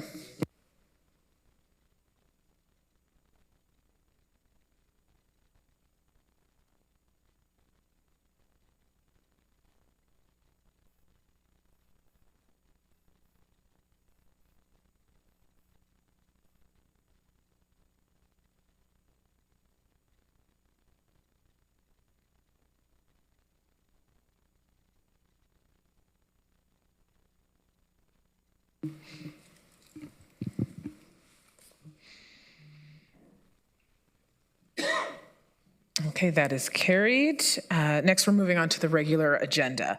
The first item is 7.1 Myers Road improvements, Water Street to Branston Road. I will call on our Commissioner, Matthew Getsky, to introduce the report. And there is a recommendation for this. Thank you, Chair. So today staff are bringing a recommended design for improvements to Myers Road. So Myers Road is it's an important connector in Cambridge. We know its nature and its function is changing because as we'll connect McQueen-Shaver Boulevard to Dundas, and the truck traffic will change there. Myers Road is becoming a more and more urban and local road with a wider range of uses and much more kind of multimodal uses. So here are the improvements that are planned along Myers Road from Water Street to Branston and along Branston Road from Myers to Dundas Street are to support these kinds of these new emerging uses before Myers Road is transferred back to the city, because that's the ultimate plan for this road, once it loses its function in the regional network, to be brought back under city's jurisdiction. So this project is really about supporting safer travel along the corridor, in particular for schools, improving road conditions, improving some drainage issues that we have. There's a whole stretch which is just on without curbs and which requires a little bit, and which has more naturalized ditching. We will move to an urban form for that street, and improve active transportation connections as well. Throughout the consultation, we understand a key concern that was raised through public feedback was about school pickup and drop-off near Moffat's Creek School. The region understands that many parents want to be able to park and stop as close as possible to the school for convenience. Today, parents are doing this on existing gravel shoulders, even though it's not allowed and it's against existing signage. And we've observed, going on site multiple times, we've observed a number of safety risks with vehicles stopping, reversing, parking, making U-turns in front of the school, while the children are getting out and trying to access and sometimes trying to cross the street and making a number of dangerous moves there. So the recommended design puts children's safety ahead of that convenience by replacing those shoulders with raised boulevards and separated multi-use paths and more defined crossings. The idea is really to secure the front of the school. There's been a lot of work with the school board also on securing the parking lot on the north side along Dundas to provide a convenient option with direct access to the school. We understand that dropping off and picking up kids right in front is easier, but I think with the school board, we were trying to find a good solution which would avoid some of these significant safety risks right in front of the school.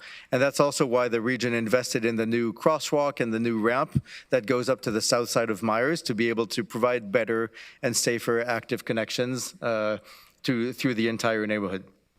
So if approved today, the project is expected to move into detailed design and utility relocation work, with construction planned to begin in 2028 and then proceeding in stages along the entire corridor through and finalized in 2030. Thank you. Okay, thank you. We have a few questions. Councillor Liggett? Thank you, Madam Chair. Mathieu, did you consider where that the only place that people would be able to park would be in the neighborhood streets and cause backup problems there? Did you consider any other alternatives besides that? So through the chair, I know many multiple options have it looked like. There is that fairly recent parking area that was developed by the school board just north of the school. So that's one option. I understand it doesn't fulfill the entire capacity, especially at pickup times where it takes a bit more time. The school has done a lot of work also on the on travel options to allow for families to park legally within a short walk of the school, to first incentivize active transportation to the school. Many kids are from the neighborhoods today. The quality of the quality of the walk along Myers today does not allow for that. So we think that a much higher proportion of kids will be able to walk or cycle to school when the new configuration of Myers, so it will reduce some of that pressure. So that, alongside a little bit of temporary residential parking and the new specific dedicated parking from the school board, we think that will meet the peak demand at that school. I'm sorry, where's the dedicated parking for the school board? There's a dedicated parking just on Dundas, just north of the school. That was a specific, I think it's 40-something spots that were created by the school board, and there's a direct pedestrian access to the school. Okay, can I have a follow-up on that, please, Madam Chair? Yes, you can have a follow-up. Thank you.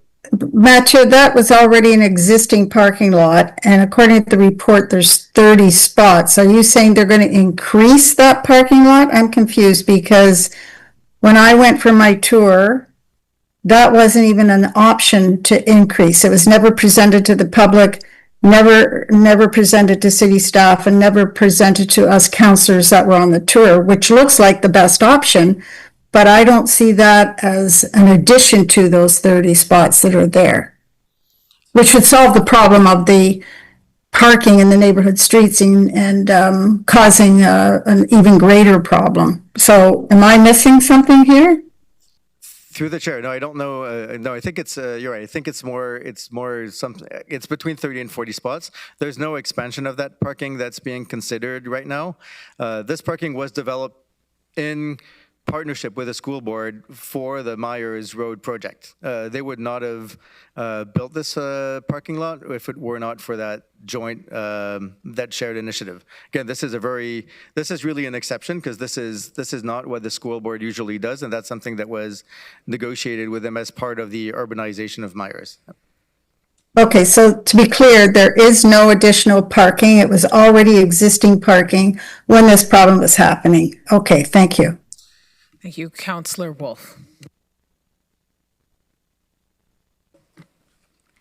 Through you, Madam Chair. I see that the region has tried to solve this problem, but frankly, the problem will still exist.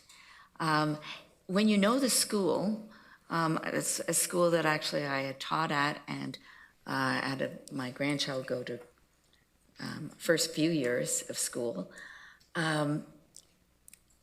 there aren't really side streets for people to park on as they can in other areas. And the parking lot at the back, it's across a very large field.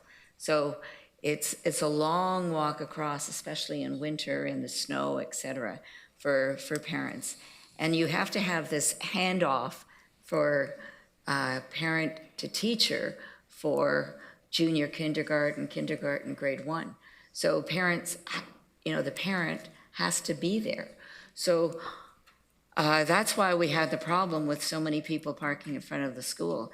And I even think with this new design, you're still going to have it. Now, the ramp to California Street was good. My son lived on California Street. We used to have a rope tied to a tree because it was such a steep climb down and up. So the ramp is definitely an improvement. But California Street, where cars will park, has no sidewalks. So as much as I admire the region for trying to find a solution, I think part of it, responsibility is the school board.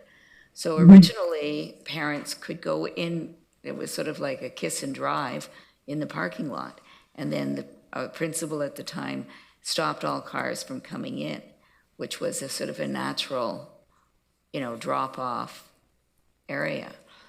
And I think, to tell you the truth, that would actually be the solution, to allow people to enter that parking lot.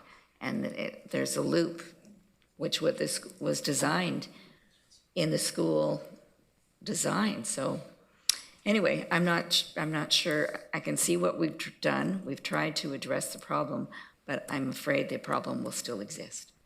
Thank you. Councillor Shantz. Oh, sorry, Councillor Craig. Well, thank you, Madam Chair. And I'm going to follow up with comments from my colleagues, which are quite correct in terms of the issue. So we've gotten rid of one problem, but we haven't solved the problem. And the problem is the drop-offs from parents. Behind the school, there is a large amount of property. And I think, Madam Chair, and I will suggest this, is that staff go back with school board and look at an alternative behind the school in terms of extending the parking lot or in some way making a better connection to drop off students. Because I think we're just creating a worse problem in terms of getting rid of all the drop-offs out front. And we are not coming up with a solution. So, Madam Chair, I don't know how I can proceed with this at the appropriate time, but I would like staff to go back with the school board, come back with alternatives, an alternative for the situation in which parents are dropping off kids and the kids are connecting to the teachers. Okay, so Councillor Craig, are you wanting to defer this? Well, I'd like to make a recommendation, if I may, to the amendment to the motion that, in fact, staff, again, go back and come back to council in 227 with any other alternative to solve the issue. Because we're not solving the issue, okay, as it now sits. Okay. Am I confusing you? I'm not trying to. You're not, it's process, as you know, process. So you want to make an amendment to this? I'll make it as an amendment, okay. To come back. Is there anybody who'd want to second this amendment? Councillor Wolf? I will. Councillor Wolf? Okay. Give me 2 minutes. We're going to take a 2-minute recess. I want to get the clear lines for what this amendment is. Councillor Craig? That's fine. Okay. Thank you, Madam Chair.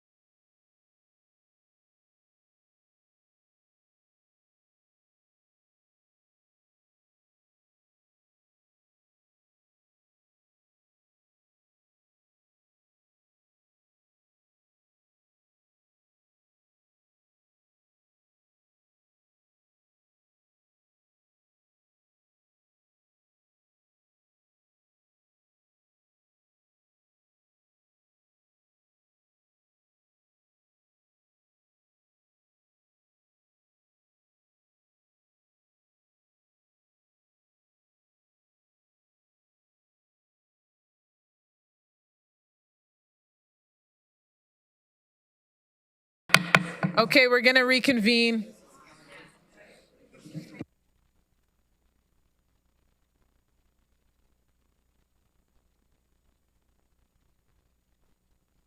I know. Okay, so after, speaking with Councillor Craig and clerk, so for this recommendation, we're going to refer this to council meeting on August 26th. Councillor Craig would like to refer it so that staff can have an opportunity to speak with the school board.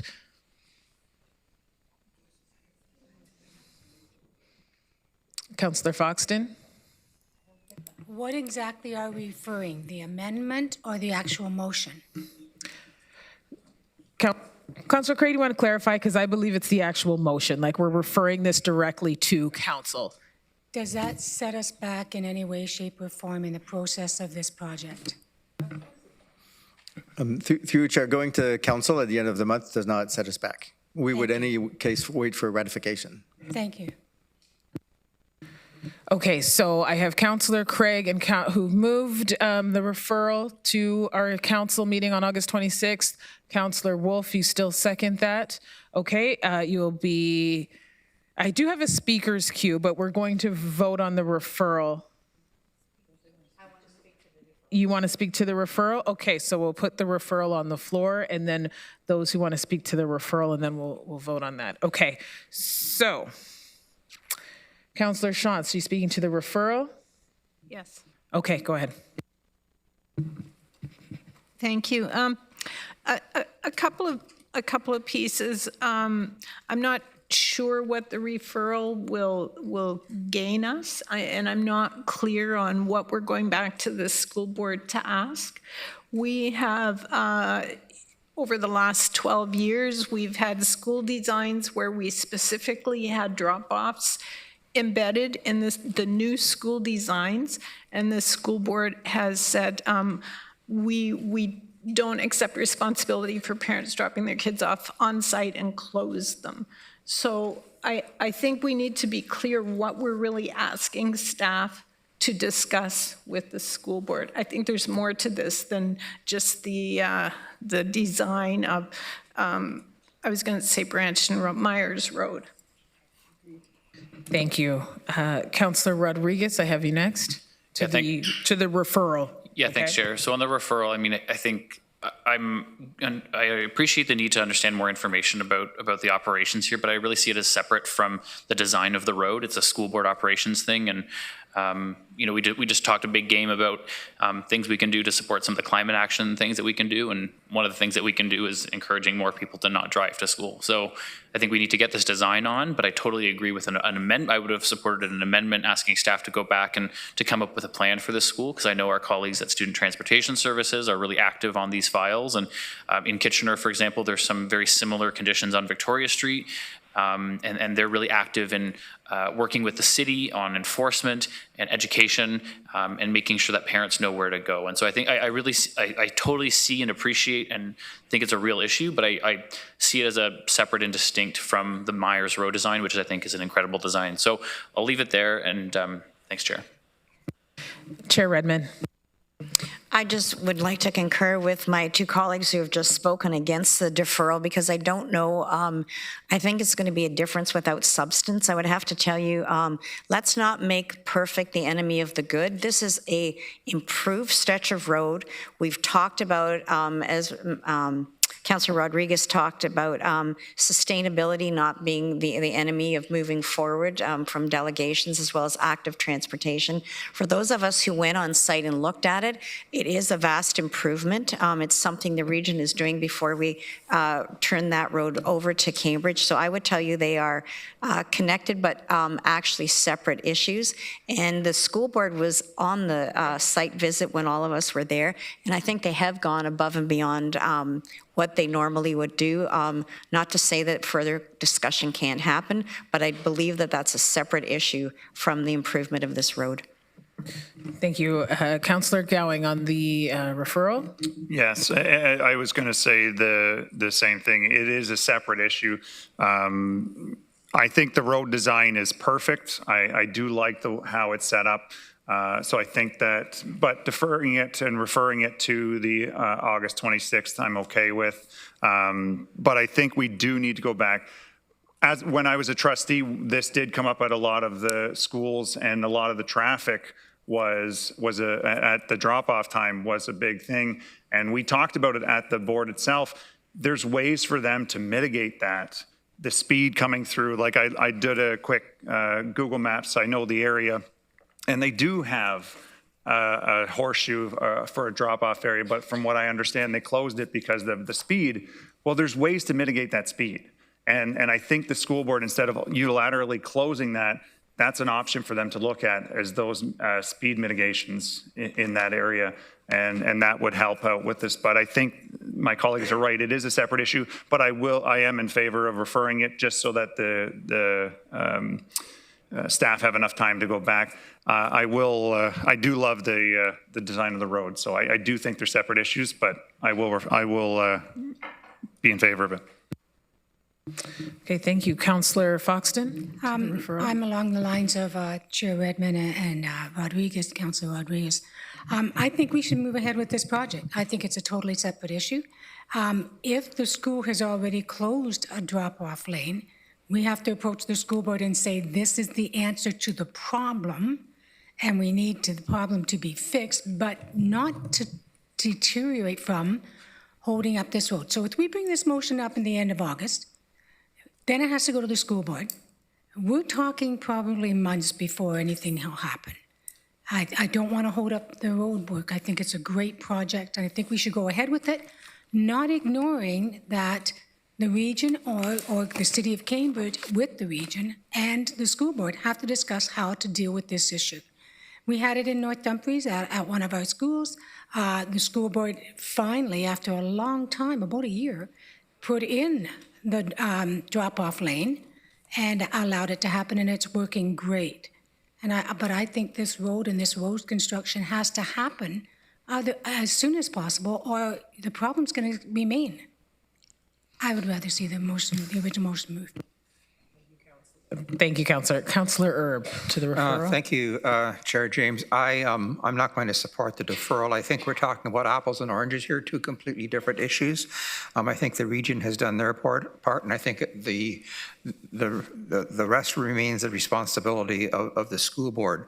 I can think of situations where I've dropped off children and grandchildren at two locations in Kitchener-Waterloo, and the school board made the initiative, or the individual school made the initiative to control the people where people or students were being dropped off.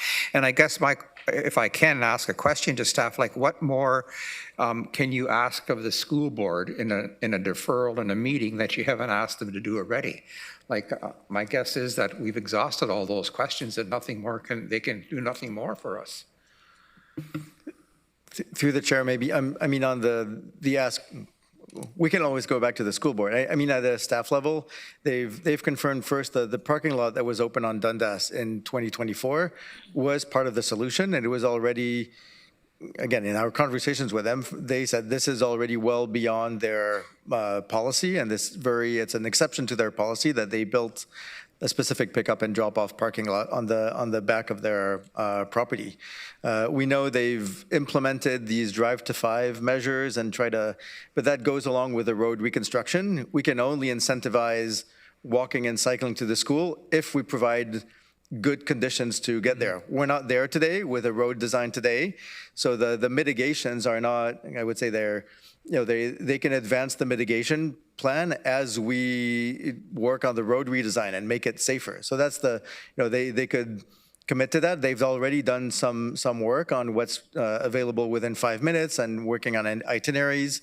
These are the things that are kind of soft measures that they could implement. They could also just confirm the fact that there's no, whether there's room or not for expansion of the parking on the north side, which I think from a staff perspective, we already have their answer, but we can just have that confirmation for them. Mm-hmm. Yeah, so it seems to me that the deferral is not going to accomplish anything, that we're going to get the same response if we go back. Thank you. Councillor Salonen. Thank you, through you, Chair. My question was similar, actually, to that of Councillor Erb, but a slight different question. If this part failed, and as staff are proceeding with the detailed design and construction, could they not, in the design and construction, work with the school board on some of the other solutions that I think council's looking for? I just want to understand from staff if that's something that can be done in that stage of the process. Through you, Chair. Yeah, thank you, Councillor. For sure, I think we want to continue as we create much safer conditions to access the school, whether it's walking, cycling, or even buses. Today, the bus stops are, I love buses, but the bus stops are pretty rudimentary. There's no sidewalk on the drop-off on the south side. So as we create these conditions, I think we'll be able to really enhance the mitigation measures with the school board. So these are things that we can work with the school board on as we continue to proceed with the design, for sure, yes. Okay, thank you. Councillor Liggett, and then Councillor Craig, and then we'll call the question on the referral. Councillor Liggett, go ahead. Thank you, Chair James. I'm supporting the deferral for multiple reasons. I don't, the whole problem here is the school board's policies. And we're a regional council. They are a school board. Their policies are different from ours, and we should be looking at the problems that are bigger than what they are creating by being hard-nosed about this. And I was at the same meeting that Chair Redmond was at that day. They were very, very clear that they weren't budging at all. They didn't care what any of us had to say about solutions. And I take umbrage at that because we were invited there to sit down and give our concerns, our comments. They had no desire, and even the discussion that we had around the back parking lot, the one on the north side, south side, sorry, whatever one that is, I forget what it's called. There is room for them to expand. And the arguments they were using that it was an environmental area, when I pointed out to them it was not an environmental area, they backed off on that. And then when they said that they didn't have the space, I said, you've got all the space back there. As Councillor Wolf said, there is more room than they could possibly use. And they just kept coming up with things, and they were shown that what they were saying was not factual at all.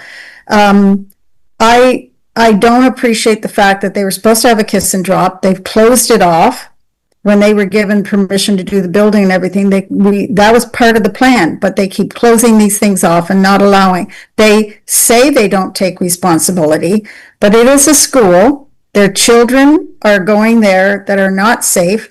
There are surrounding areas where cars are going to park. A child was hit around the same time by Central School, and it wasn't at the front of the school. It was on one of the side streets at the side of the school on Bruce Street. So it doesn't have to be on the main drag. It can be on a side street. A child came out from between cars because the parents all had to park there and nobody could see the kids. So it happens on the side streets, not just on the main street. So we're asking all those parents to now start blocking all of the side streets where there's very minimal parking available. So I don't see, they're going to be parking on top of the multi-use trails. That's what's going to happen.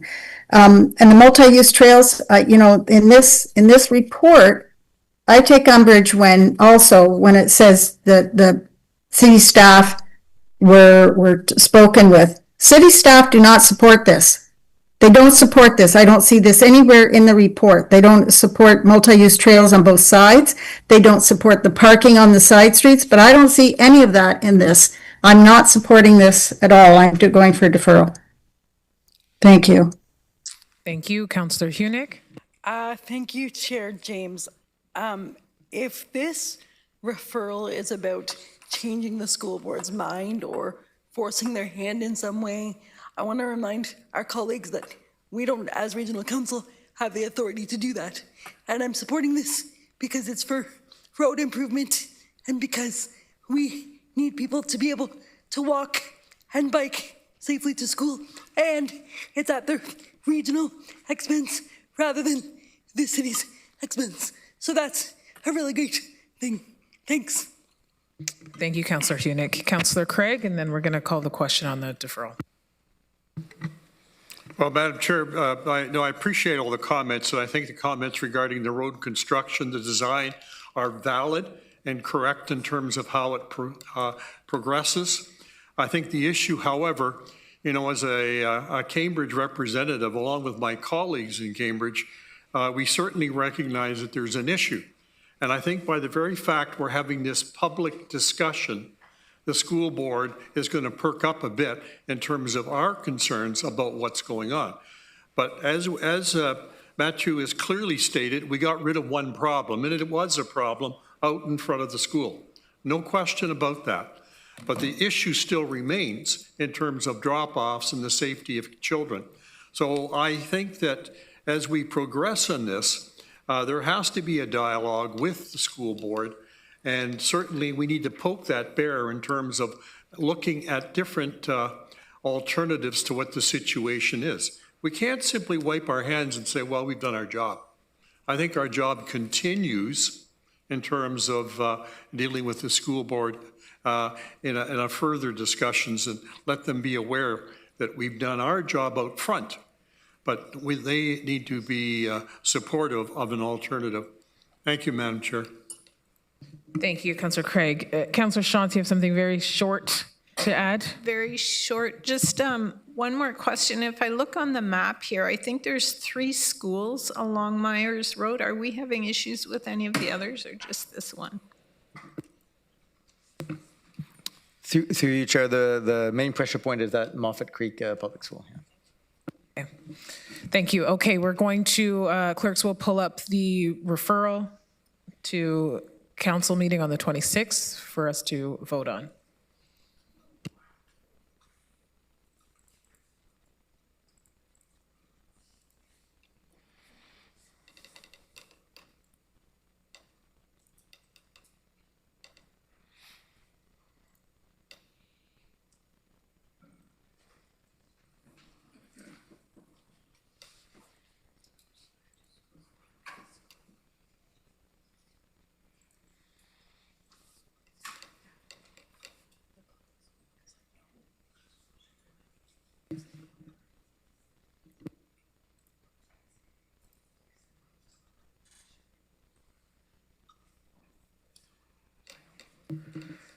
Okay, so that was defeated. So now the main motion will be on the floor.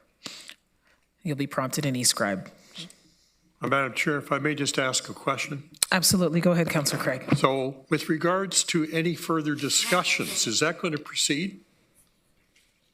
Discussions about the main motion? Yeah. We've already voted on the deferral. We'd now vote directly on the recommendation that staff have presented. I'm sorry, what did you? So I've called the vote already, so we're voting on the. But is there going to be any further discussion at all with the school board? Oh, from staff. Councillor, or Commissioner Getsky, do you just want to loop back to Councillor Craig on that? Through you, Chair, yeah, I think, following up also on Councillor Salinen's earlier question, we will continue conversations with the school board on how to best mitigate and how to accommodate and continue to advance and provide the best solution possible for parents and the kids in the neighborhood. And you'll express our concerns. Thank you. Yep, we'll bring that back. Thank you. So I need a mover and a seconder for the main motion. Councillor Gowing, Councillor Foxton will be prompted in e-scribe.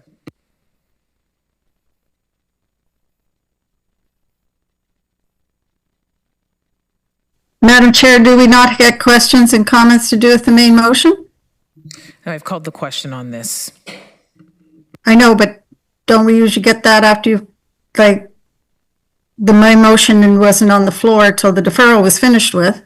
Okay, so yeah, if you have comments, questions regarding the main motion, please enter in the queue on e-scribe.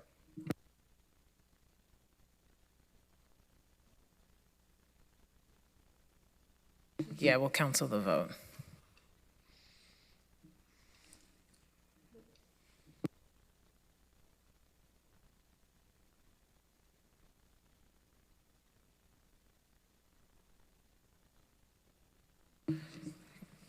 Councillor Shantz, you're good. Councillor Liggett, speaking to the recommendation. Yes, I want to bring back what I was saying, that city staff did not support the multi-use trail on both sides of the road. They support it on one side only. It leaves no storage space in the winter for the snow that needs to be cleared by the sidewalk plows. When it's on both sides, they say if you've got it down one side, that should be sufficient. And also, when this is downloaded to the cities, we take on all of the maintenance. And that's a lot of maintenance for that stretch of the road for multi-use trail on both sides. We have the crosswalk, which can get people across from one side to the other to whatever side the multi-use trail is going to go on.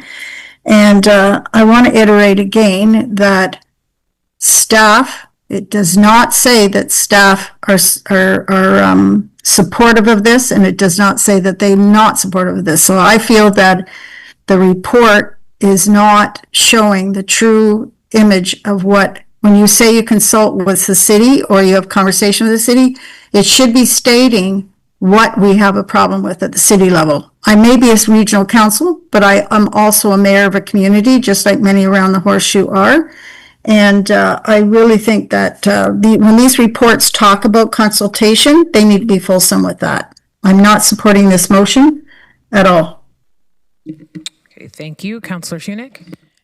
Thank you, Chair James. Commissioner Getsky, approximately how many options did you look at before providing this one to council?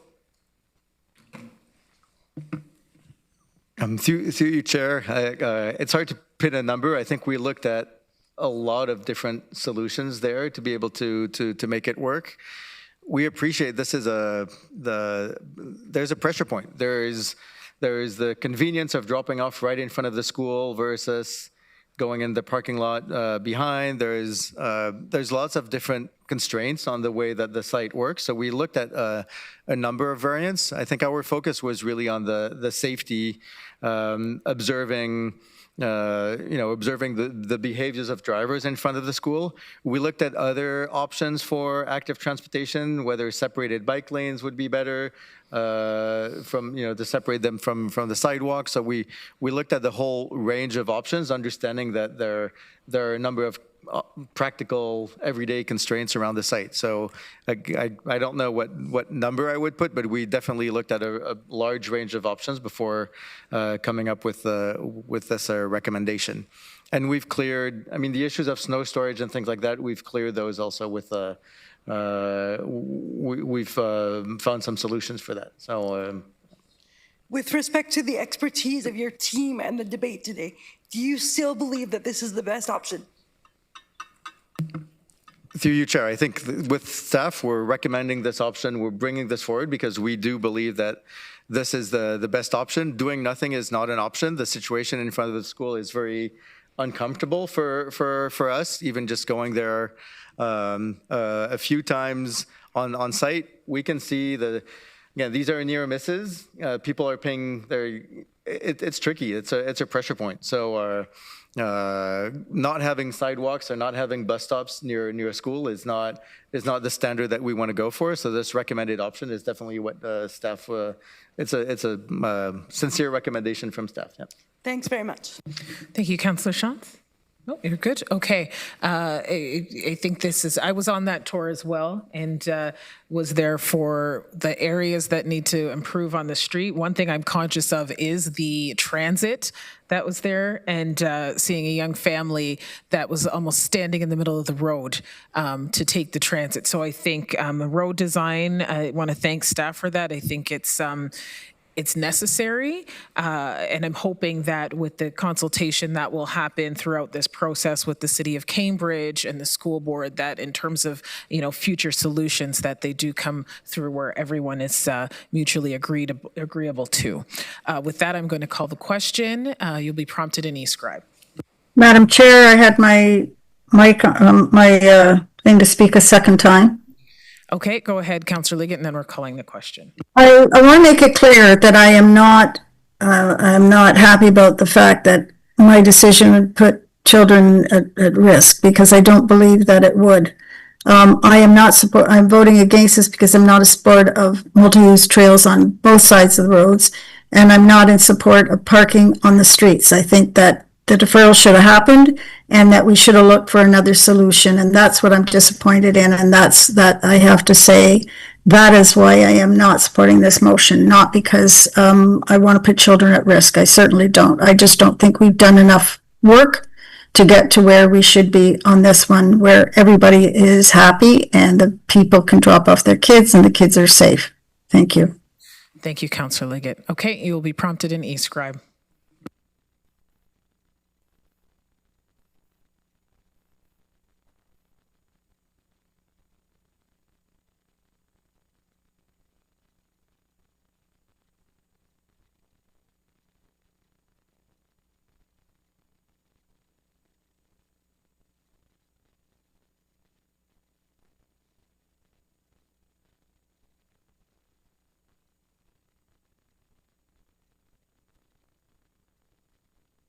Okay, that is carried. And then just to confirm, detailed design will be happening next year and construction is not planned until 2028 with this.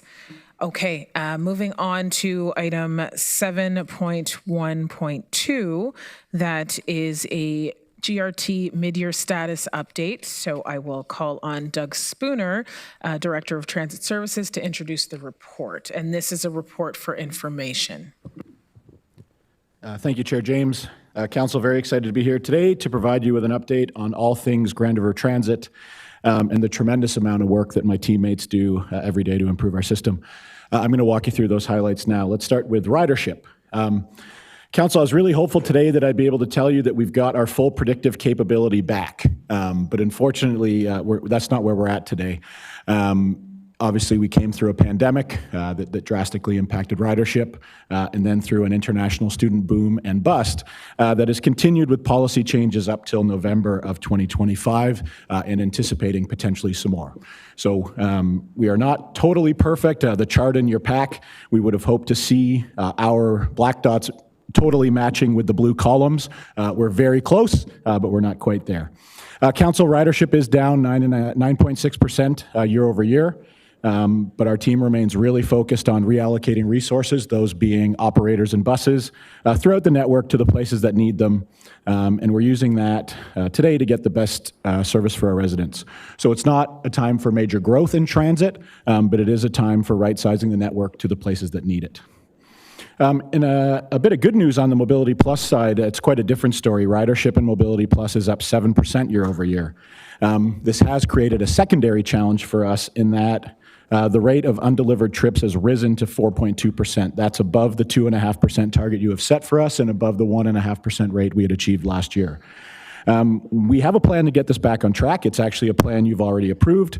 It's the new reservation and resourcing software for Mobility Plus, should be live in early 2027. And agencies like ours have seen significant improvements in resource usage and, more important, in providing better, more efficient customer journeys. So we have a milestone coming up in early 27 that should help us address that undelivered rate.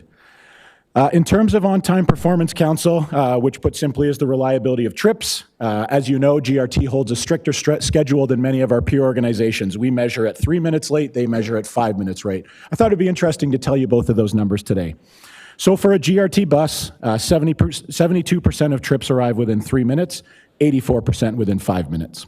For the LRT, 94% of trips arrive within 3 minutes and 96% within 5 minutes. We continue to work with the transportation team on signal priority measures. I believe we can improve these numbers, but if you pause and think for a second, we are hitting almost 9 out of 10 trips across the city within 3 minutes of plan. So it's actually quite an impressive piece of work by the GRT team and our partners in transportation. Council, I noted above about the reallocation of services. You can see in the report, with no additional funding, we provided more connections to Go Transit, more late-night service, more geographical coverage, more time span, all while keeping the overall cost recovery of the system the same. So while ridership has dropped 10%, cost recovery for every dollar you've given to GRT remains the same in June of 2026 as it did in 2025. So I will just say we are grinding in the background to make sure that we're respectful of taxpayer dollars while not hurting the overall system and ridership that we know our customers enjoy. Council, if I jump to infrastructure, the team has recently completed the new Chicopee bus loop, so you can hop on Route 27 if you want to visit Chicopee and all of the great things going on there. Next, we're starting into Dune Station Bus Facility, which is on the grounds of Conestoga College Dune. This is a critical station to unlocking Southwest Kitchener, which, as you know, is a growing area of significance now and in future, and we have a plan to get there with great service. And finally, we're continuing to advance bus stop accessibility upgrades, which you have helped, in my time here, accelerate.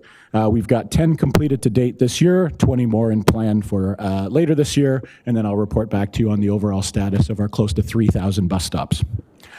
On bus stops, a quick update on bus stop snow clearing. So we were hopeful that we'd be able to include bus stop snow clearing in the area maintenance agreements with our city partners, but as you can imagine, they don't have the equipment today to stand that up, and so we are going to go back out to tender with a few quick changes. So you'll remember we had adjusted the time for clearing from 72 hours down to 48 hours. We are going to ask that 24-hour clearing be priced into that as well, so we can see what that impact would be for plan and budget.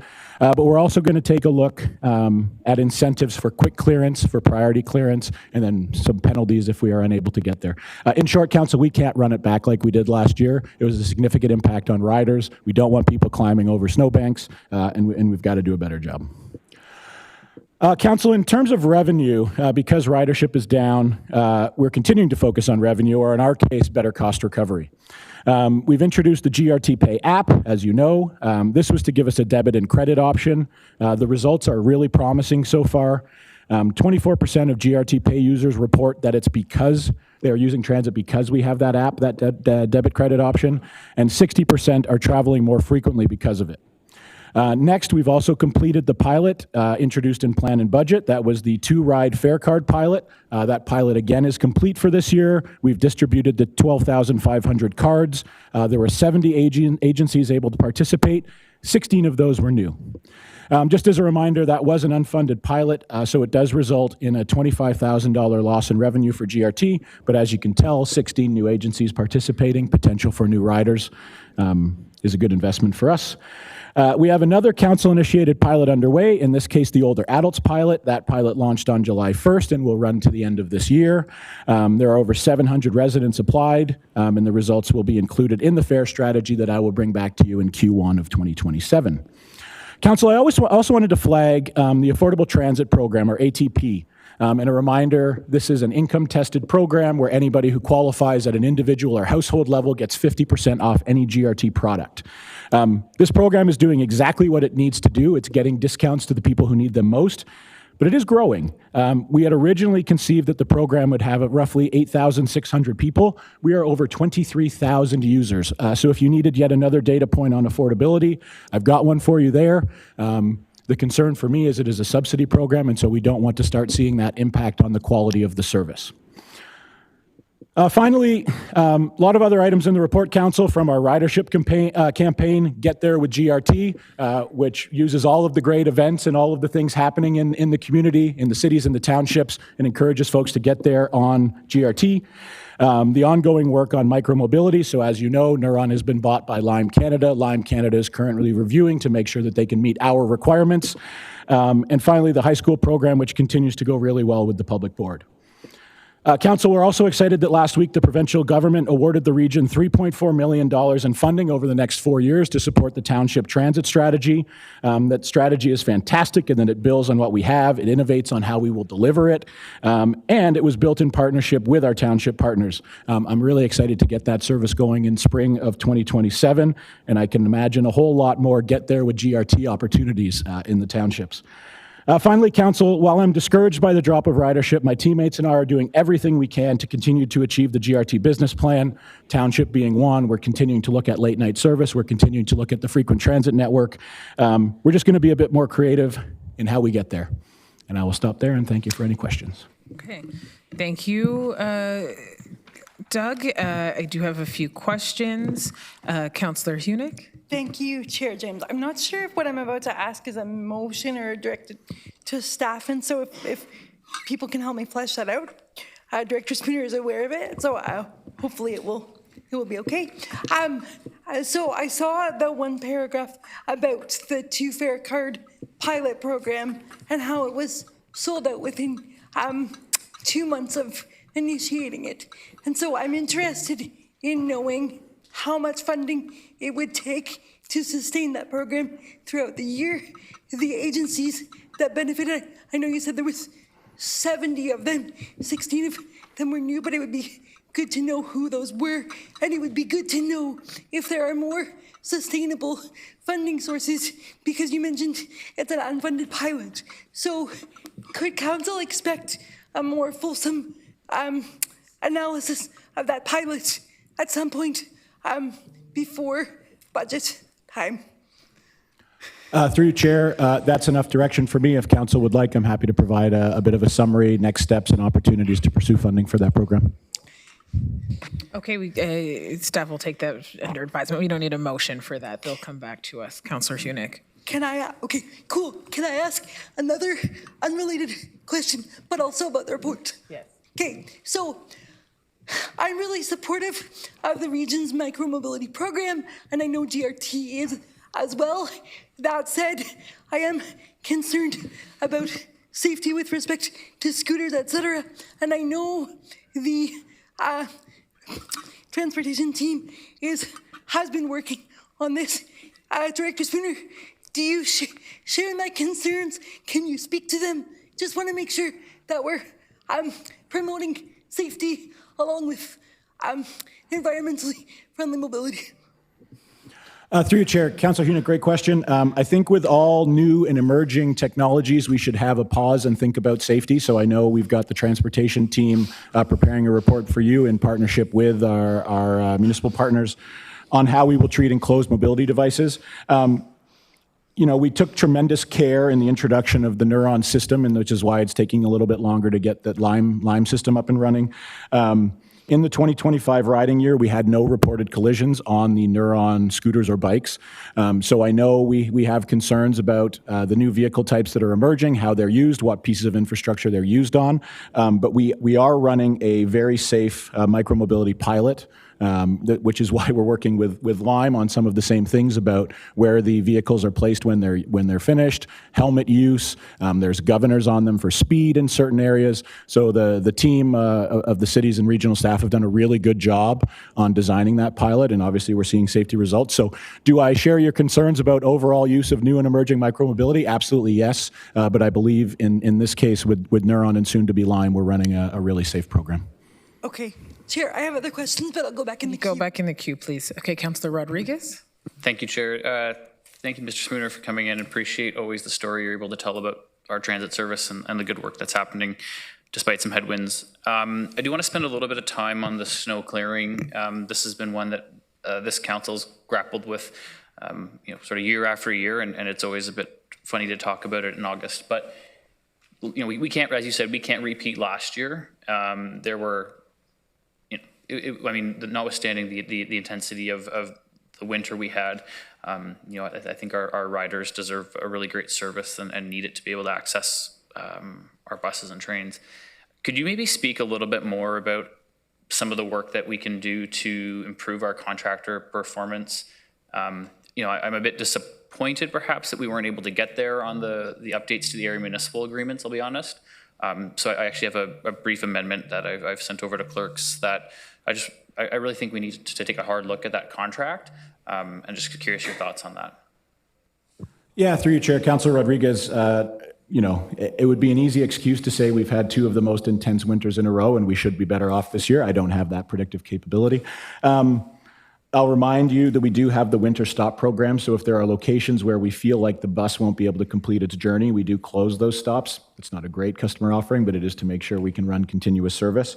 In terms of contractor performance, you'll remember last year we actually had to flip a contractor. We weren't getting the performance. This is a piece we're exploring now. How do we incent, hopefully through the use of carrots rather than sticks, good performance on this one. But again, I can run a tremendous bus service, and if I can't get people to the stop and onto the bus, it won't matter. So I don't have a great answer for you today. This is the work underway right now, is to try and figure out how to put that into this tender that is not yet in market. Okay, thanks. Thanks for that. I appreciate that, and obviously, you know, the conditions that present themselves this winter are to be known. So I will move this amendment that I've sent to staff. I think it's in e-scribe for council. It's really just asking staff to look at this penalty and incentive program through our contracts, both carrot and stick. I think we had a number of issues last year, and we need to do better. And this would just be for this year's contract. And then the second part is just asking, you know, recognizing that there will be issues that invariably come up, whether they're, you know, no matter how good our contract is or how good our service is, just in improving how we respond to public complaints, both from council and residents who submit, you know, missed snow stop or missed bus stop snow clearing. We need to make sure that we're resolving these issues in a timely way and in a transparent way. And I think, again, this is such a core service that our residents count on. So I'll leave it there. Councillor James, can you read it, please? Absolutely. And just in terms of process, we'll get the seconder on, but I'm going to take questions regarding the initial report, and then we'll come back to vote on this, okay? So for the motion that Councillor Rodriguez has put forward, that the Commissioner of Transportation, in consultation with the Commissioner of Corporate Services, explore penalty and or incentive measures as part of the 2026-2027 bus stop snow clearing contract. Second, further to that, the Commissioner of Transportation, in consultation with the Commissioner of Resident Experience and Strategy, explore opportunities to streamline public reporting and resolution of missed bus stop snow clearing. So that is the motion that Councillor Rodriguez has on the floor. Do you have a seconder, Councillor Rodriguez? Councillor Gowing? Okay. So that will be on the floor. However, there was a queue before for Doug.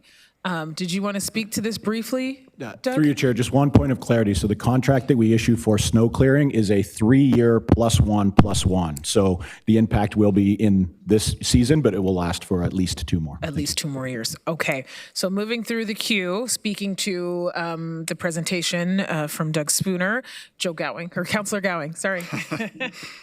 Thanks, Chair.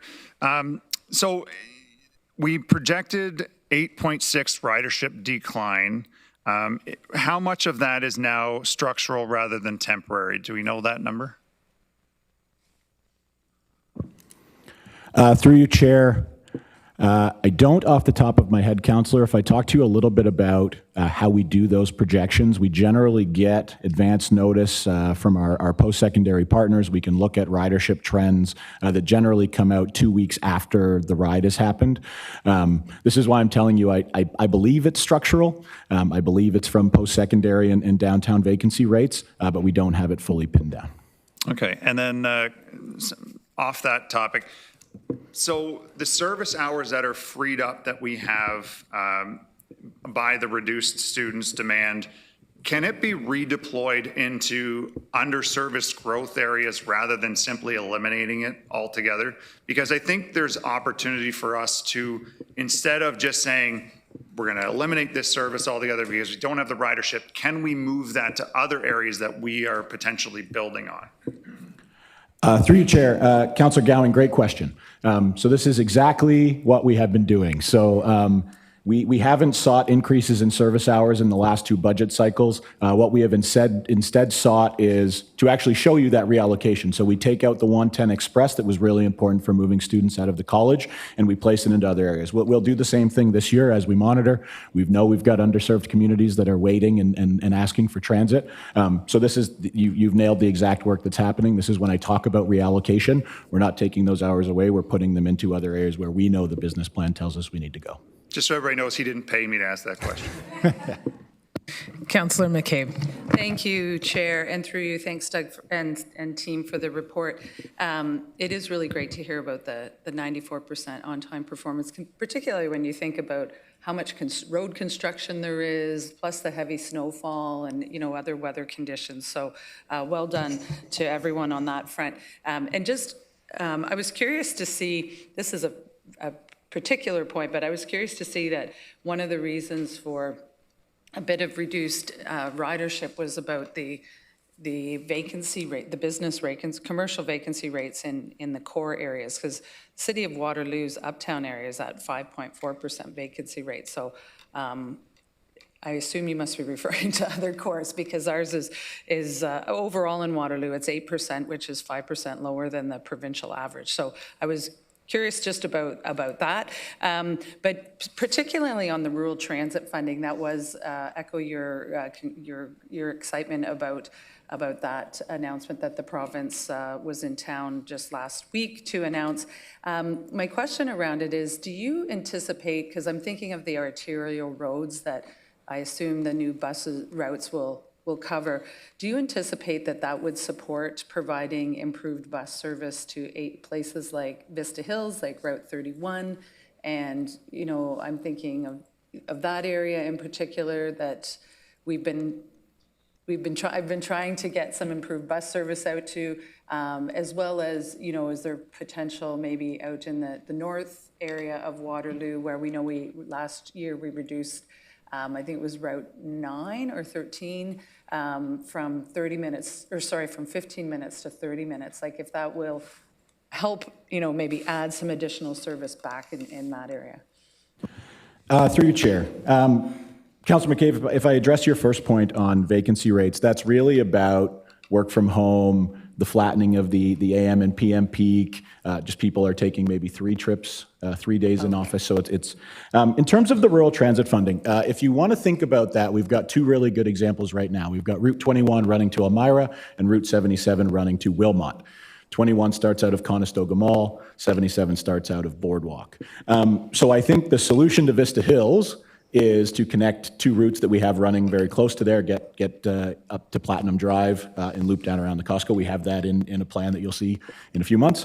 But I think if we think about some of the other underserved neighborhoods that are emerging, and if I call them kind of edge neighborhoods, they exist close to the boundaries of the city towards the township. We've looked at a few, and a few residents have written in the past few weeks, where we actually think that's an opportunity where the hub would be inside of that new emerging neighborhood.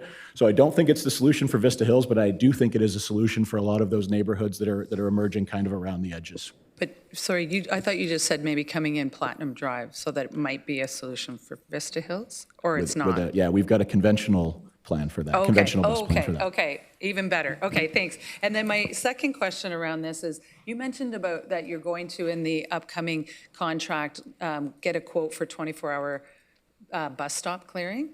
So I'm just curious, because I was thinking back to Councillor Craig's comment, I forget, a number of months ago, around the way that snow removal is done in, I think you had said at the time, Sweden. It's like prioritizing places where people would walk or roll or take transit versus roads. So because we have to clear roads in 24 hours, I believe, after the snowfall. And so if we're aiming or quoting at least 24 hours for bus stops, I'm just wondering are you then looking at a way to try and prioritize people who are walking or rolling? Like, is there a way to achieve that? Through you, Chair. Councillor McCabe, I have that one written down as Scandinavian countries, of which Sweden is absolutely a member. So Director Henderson and I continue to work on that response for you. You've introduced the interesting challenge, which is the guidance from the province in Ontario is that we clean from the inside of the road outwards. So the concern about the 24-hour coverage is if we get there and clear the bus stop first, it then gets plowed in again by the road, is the contractor actually going to tell us they need to go twice, in which case we'd see a significant bump in the cost of that service. If we can phase it appropriately, so the road is cleared, then the sidewalk, then the bus stop, we won't have that challenge. And so that's a discussion once we get a quote and a bit of a plan that we could have with our city and township partners again, just to see what those kind of road level plans are, how fast after snowfall ends do they get there, so we can follow. Okay, glad to hear you're thinking about that. Thanks very much. Speak to Commissioner Getsky. Sorry, just another word. I think if we know the coordination implications of 24-hour snow removal the implications are pretty complicated. So if we're able to get to near perfect 48-hour snow clearance, I think that's already a good achievement. We're not there yet. We saw that was a challenge last year. I think this is where we have to be a bit innovative in the contract design there to be able to incentivize that, and then have a bit of loyalty with, we have to be able to reward high performing contractors who do that. So that's really, I think we'll see that come up through the next contracting period, and that's that's an area of focus for now. I think 24 hours might be challenging. I just want to make sure we're setting expectations there. We are in partnership with the cities to on the snow clearance on sidewalks. It is a challenge for everyone to manage that, especially with the high volumes that may continue in the future. But if we're able to nail down the 48-hour with a really high level of security and potential feedback to be able to address some of the locations where we get customer feedback that this is not working, or I think we'll be in a much better spot, and I think that will really increase the perception of the quality of service for our residents and customers. Okay, thanks. And again, just thanks. I'm glad to hear that you're thinking of that, and I understand the complications with it, but glad to hear that staff are thinking that through and looking ultimately for better service and clearing. Thank you. Thank you. Councillor Wolf. Through you, Madam Chair. Thank you for all the work you've done, and especially on the older adult pass. I'm glad to see 700 people have registered. But I continue to hear, some problems with the fact that a number of seniors do not have smartphones, and also a problem where some seniors share one smartphone, but we're not allowed to, we can't let them use one phone for 2 rides. So that's something we could work on. I've also working with some seniors trying to load the program, so following these instructions. So when they download the GRT Pay app, I'd like to see when they do that the menu that pops up actually has the older adult pass on it that they could click, because at the moment it doesn't, and then they don't know what to do. And I know the QR code is here on the sheet, but not everybody knows how to access using the QR code.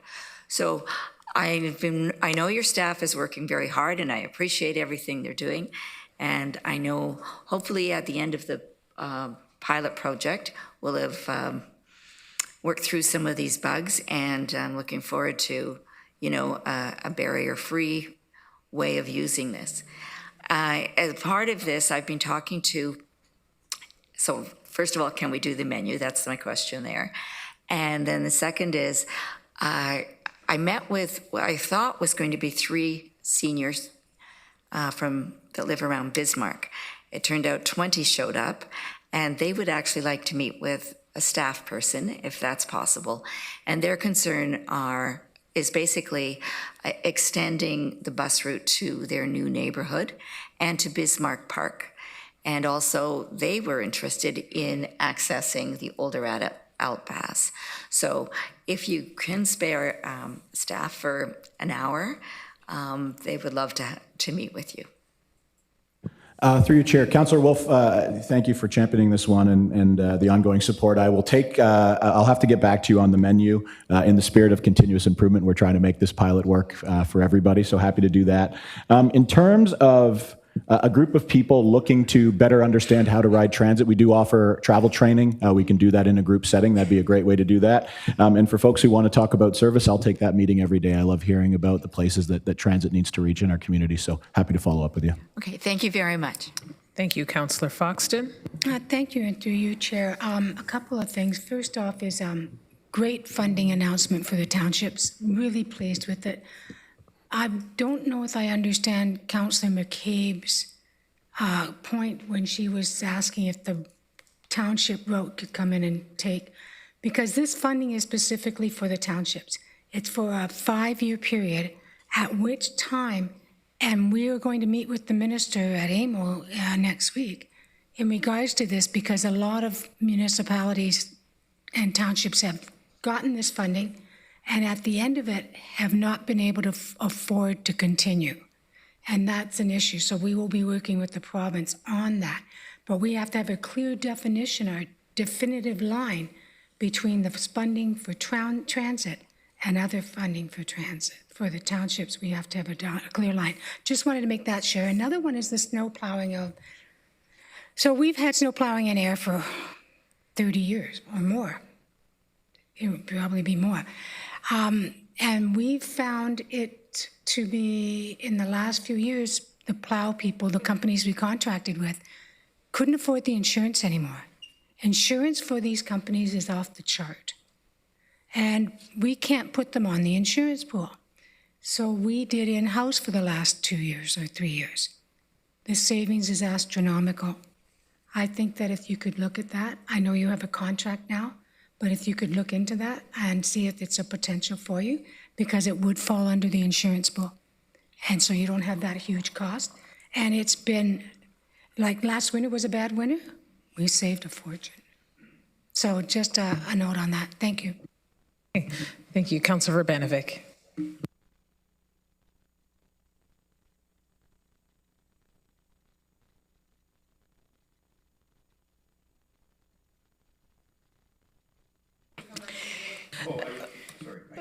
Okay. Sorry, thank you. In the report, it talks about the operating pieces and impacts on the budget, but there's also a capital impact, and that wasn't touched on in there. And as I recall, the name keeps changing. I'll still call it the old gas tax. There is a transfer that comes that's based on ridership. Do we have a sense of what that figure is and how it will impact us starting next year?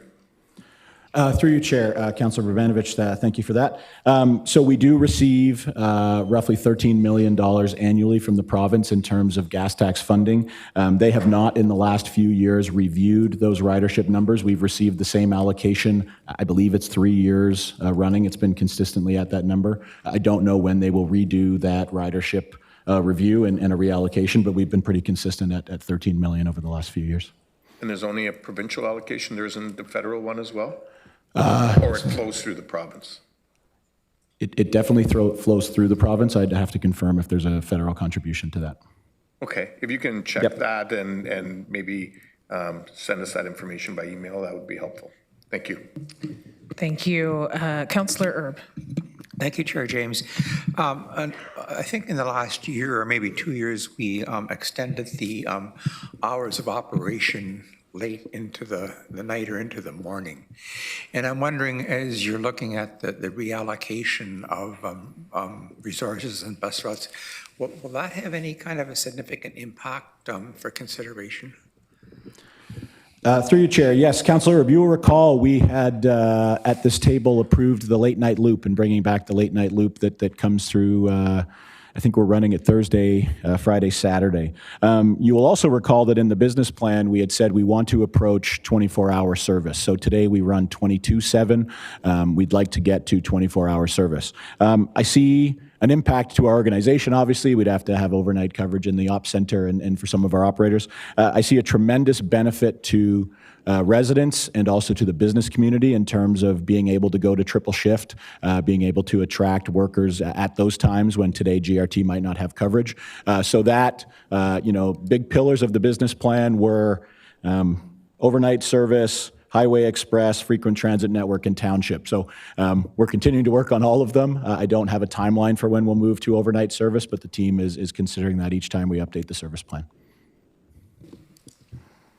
Okay, so I think what you're saying is that the extra hours that we did allocate will continue, and you'll try and roll that into the 24-hour. Correct. Okay, Councillor Hunick and then Councillor McCabe. Thank you, Chair James. Commissioner Spooner, it makes me sad that the rate of undelivered trips for Mobility Plus is above target.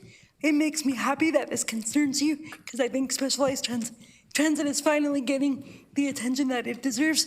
And for the benefit of my council colleagues, I will note that the undelivered trip rate does not include the 285 individuals who are waiting for subscription trips on a weekly basis. And so I'm wondering if you could speak to if those were actually counted for in the undelivered trip rate, where would the percentage be? And budget implications for clearing that, because right now, among the disability community in our region, the belief is, well, you never get off the MP subscription wait list, so why use it? Through you, Chair, Councillor Hunick, it's a great question. And Council, I'll just talk quickly through how this works. So you have two options when you book a Mobility Plus trip. You can book it for a few days in advance, or you can book what is called a subscription trip, which is an ongoing, reoccurring trip. So if you've got to get to program or work or something else, you've got that option there. We do have 285 people on that subscription wait list. Councillor Hunick, I do not have the costing in front of me on what it would take to clear it, but just to give you a sense of what it would take. If those were Monday to Friday, outbound and inbound trips, we'd be looking at about 600 more trips. I could quickly break that down by vehicle and subsidy rate, so I can get that number. I think the piece that is of interest in the Mobility Plus service is that we need to be reliable every day. And so we know this becomes a challenge in winter when we lose some reliability on sidewalks. And so I'm very happy with the increase in ridership, but I understand that it comes with an inability to not be there. GRT needs to be there. Mobility Plus needs to be there. So I'm happy to do this work. I'm happy to look at how we would continue to increase MP service. Again, I'm super hopeful that as we get into the new year with the new software, we're able to deliver more efficient trips so people aren't spending more time on the vehicle, and that we'll get some resource relief and immediately reallocate that into additional trips. We've got some work underway on vehicles to look at slightly different vehicle types to try and get more out of our capital budget on vehicles. So more to come, but understand the challenge and appreciate it. Thank you. Thank you. Do I understand correctly that you could get us the numbers to clear the backlog of, and maybe circulate that via email for us or something when you can? Got it. Thank you. Thanks. Thank you, Councillor McCabe. Excuse me, thank you very much. And thanks to Councillor Wolf for asking one of my questions about the seniors with the GRT pay app. There's so many new things and new initiatives that you're doing. I'm getting them mixed up. And I love how aspirational you're being and your team is being.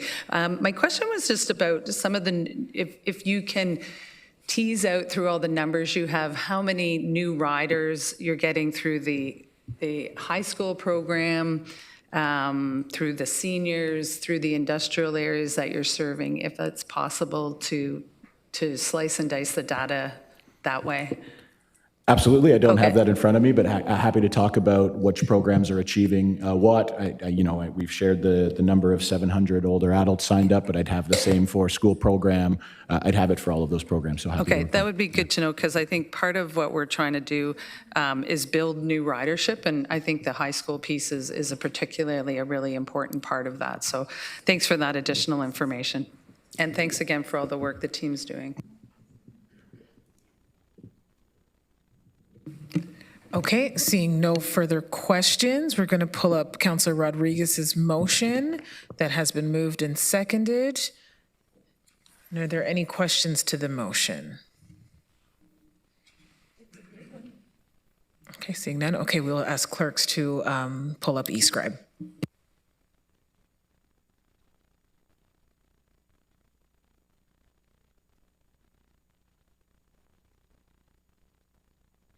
Sorry, Chair, can I ask a quick question? We're in the, okay. Yeah. Sorry, Councillor.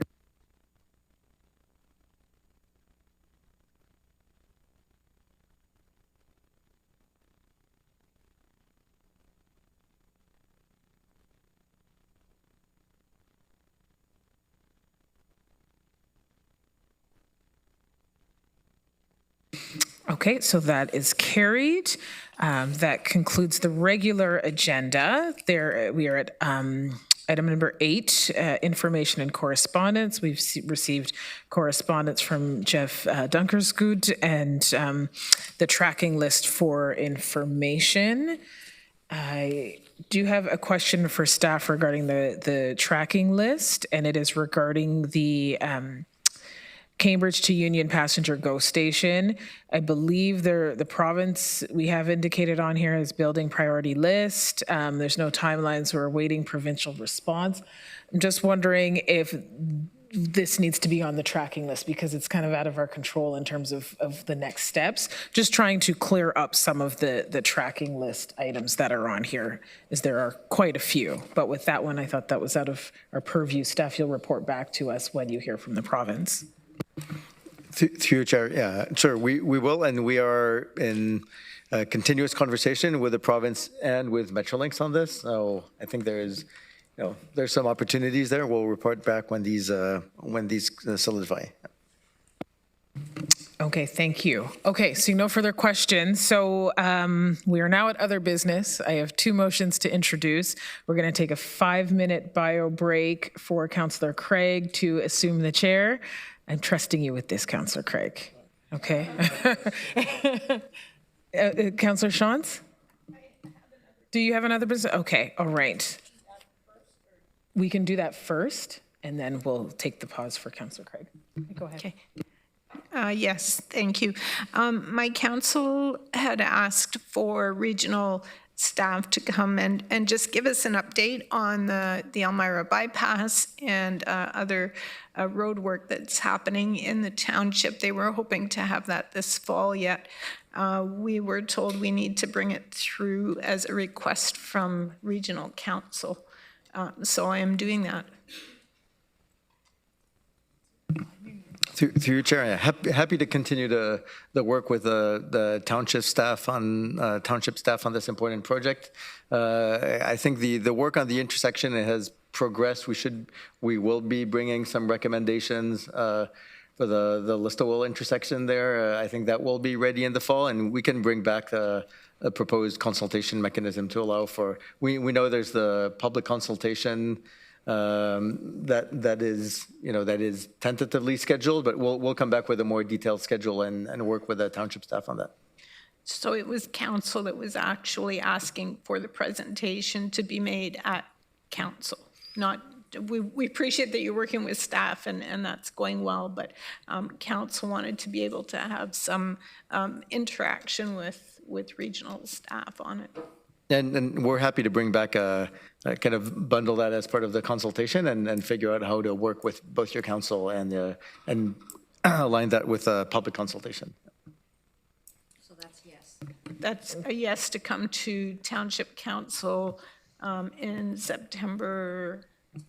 So through you, Chair, so I think first I want to make sure we have the timing right, because right now it's been, I think in the work we've done with the township, it was by the quarter. I think now that we're seeing how the progress is advancing, we have to provide some more definite timelines on this.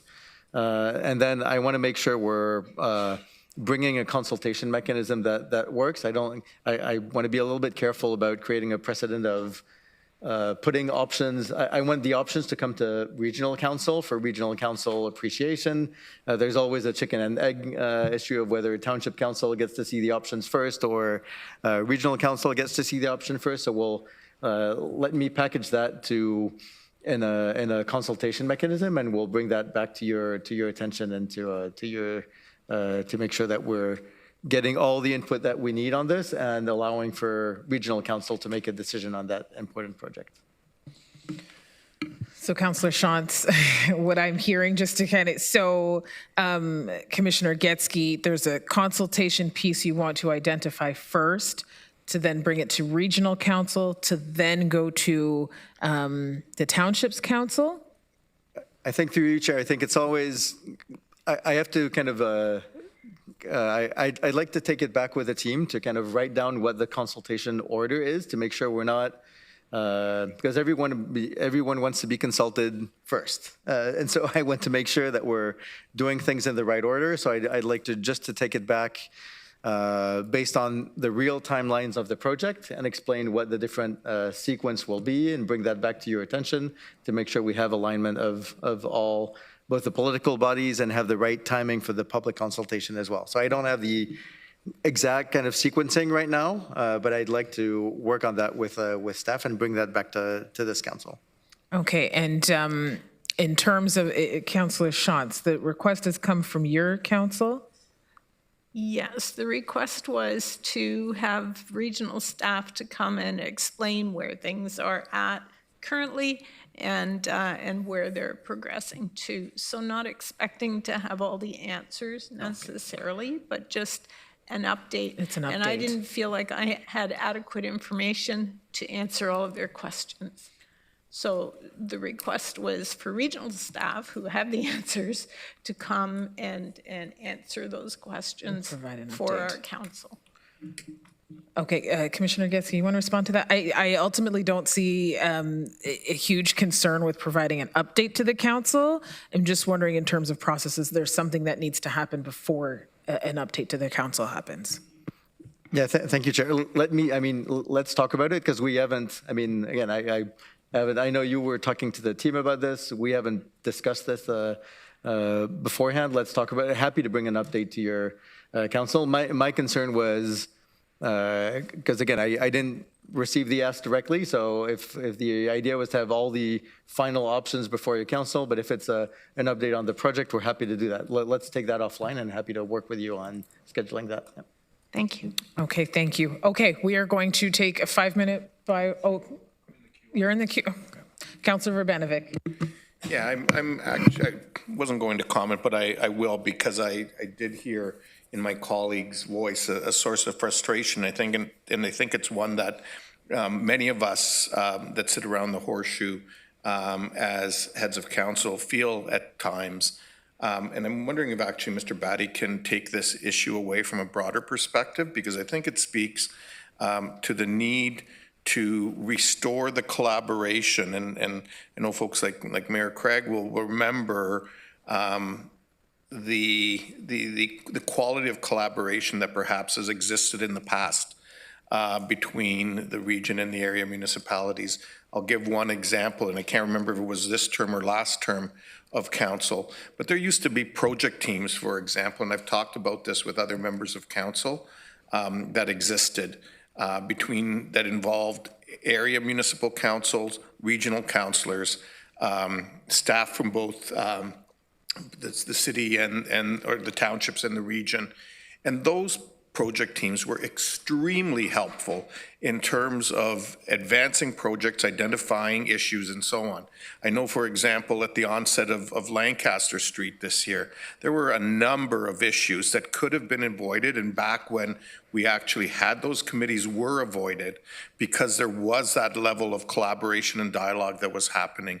And so I'm wondering if I can ask Mr. Batty to take that away and look at how we actually deal with this, because it is important that we have a stronger level of collaboration than we've seen in recent years. Thank you.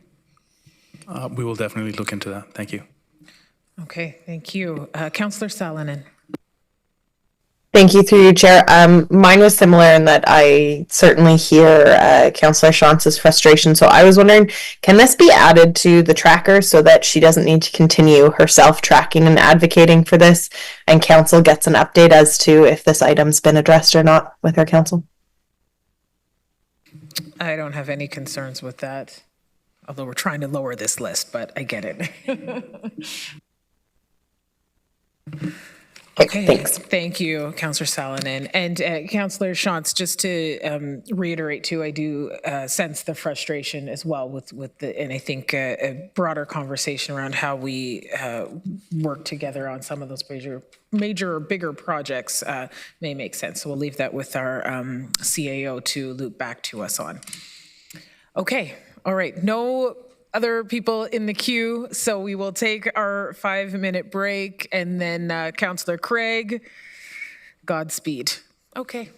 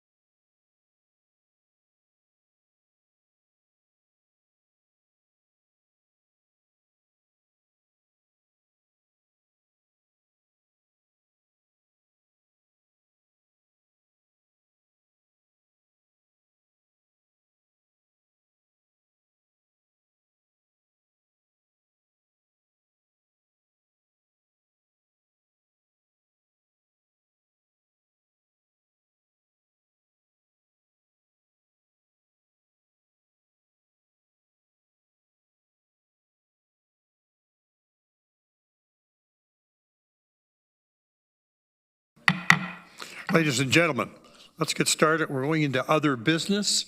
Councillor James, you have a motion. Yes, thank you, Chair Craig. I have a motion that's been submitted regarding enhancements and opportunities re-transit connectivity gaps. So I believe Councillor Rodriguez is going to second that.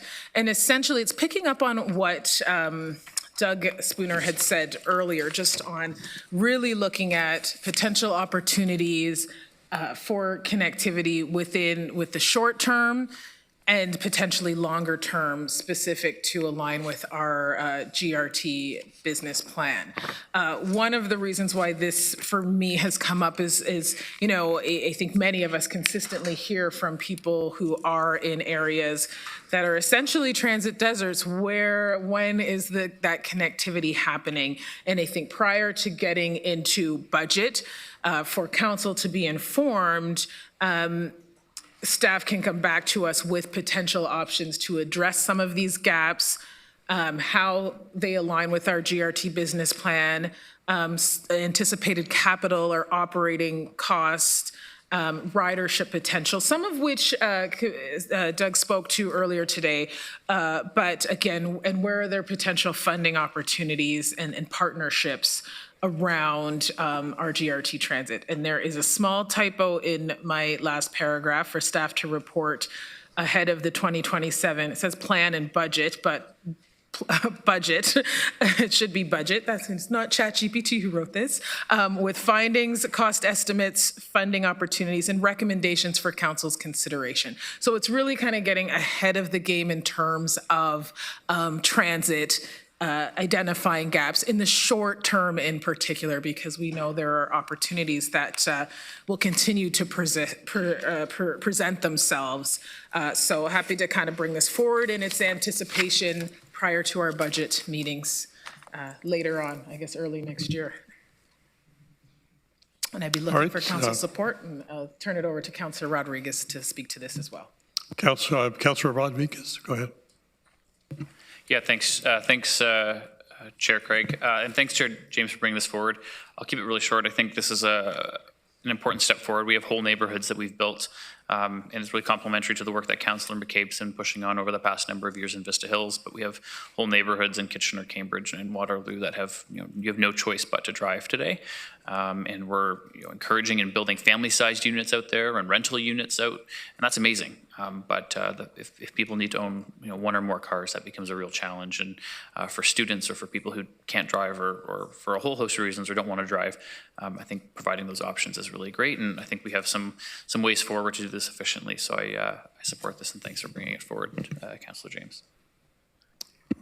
All right, let's do Councillor McCabe. Okay, you're next. Go ahead, please, and I'll come back to you. Okay, thank you very much.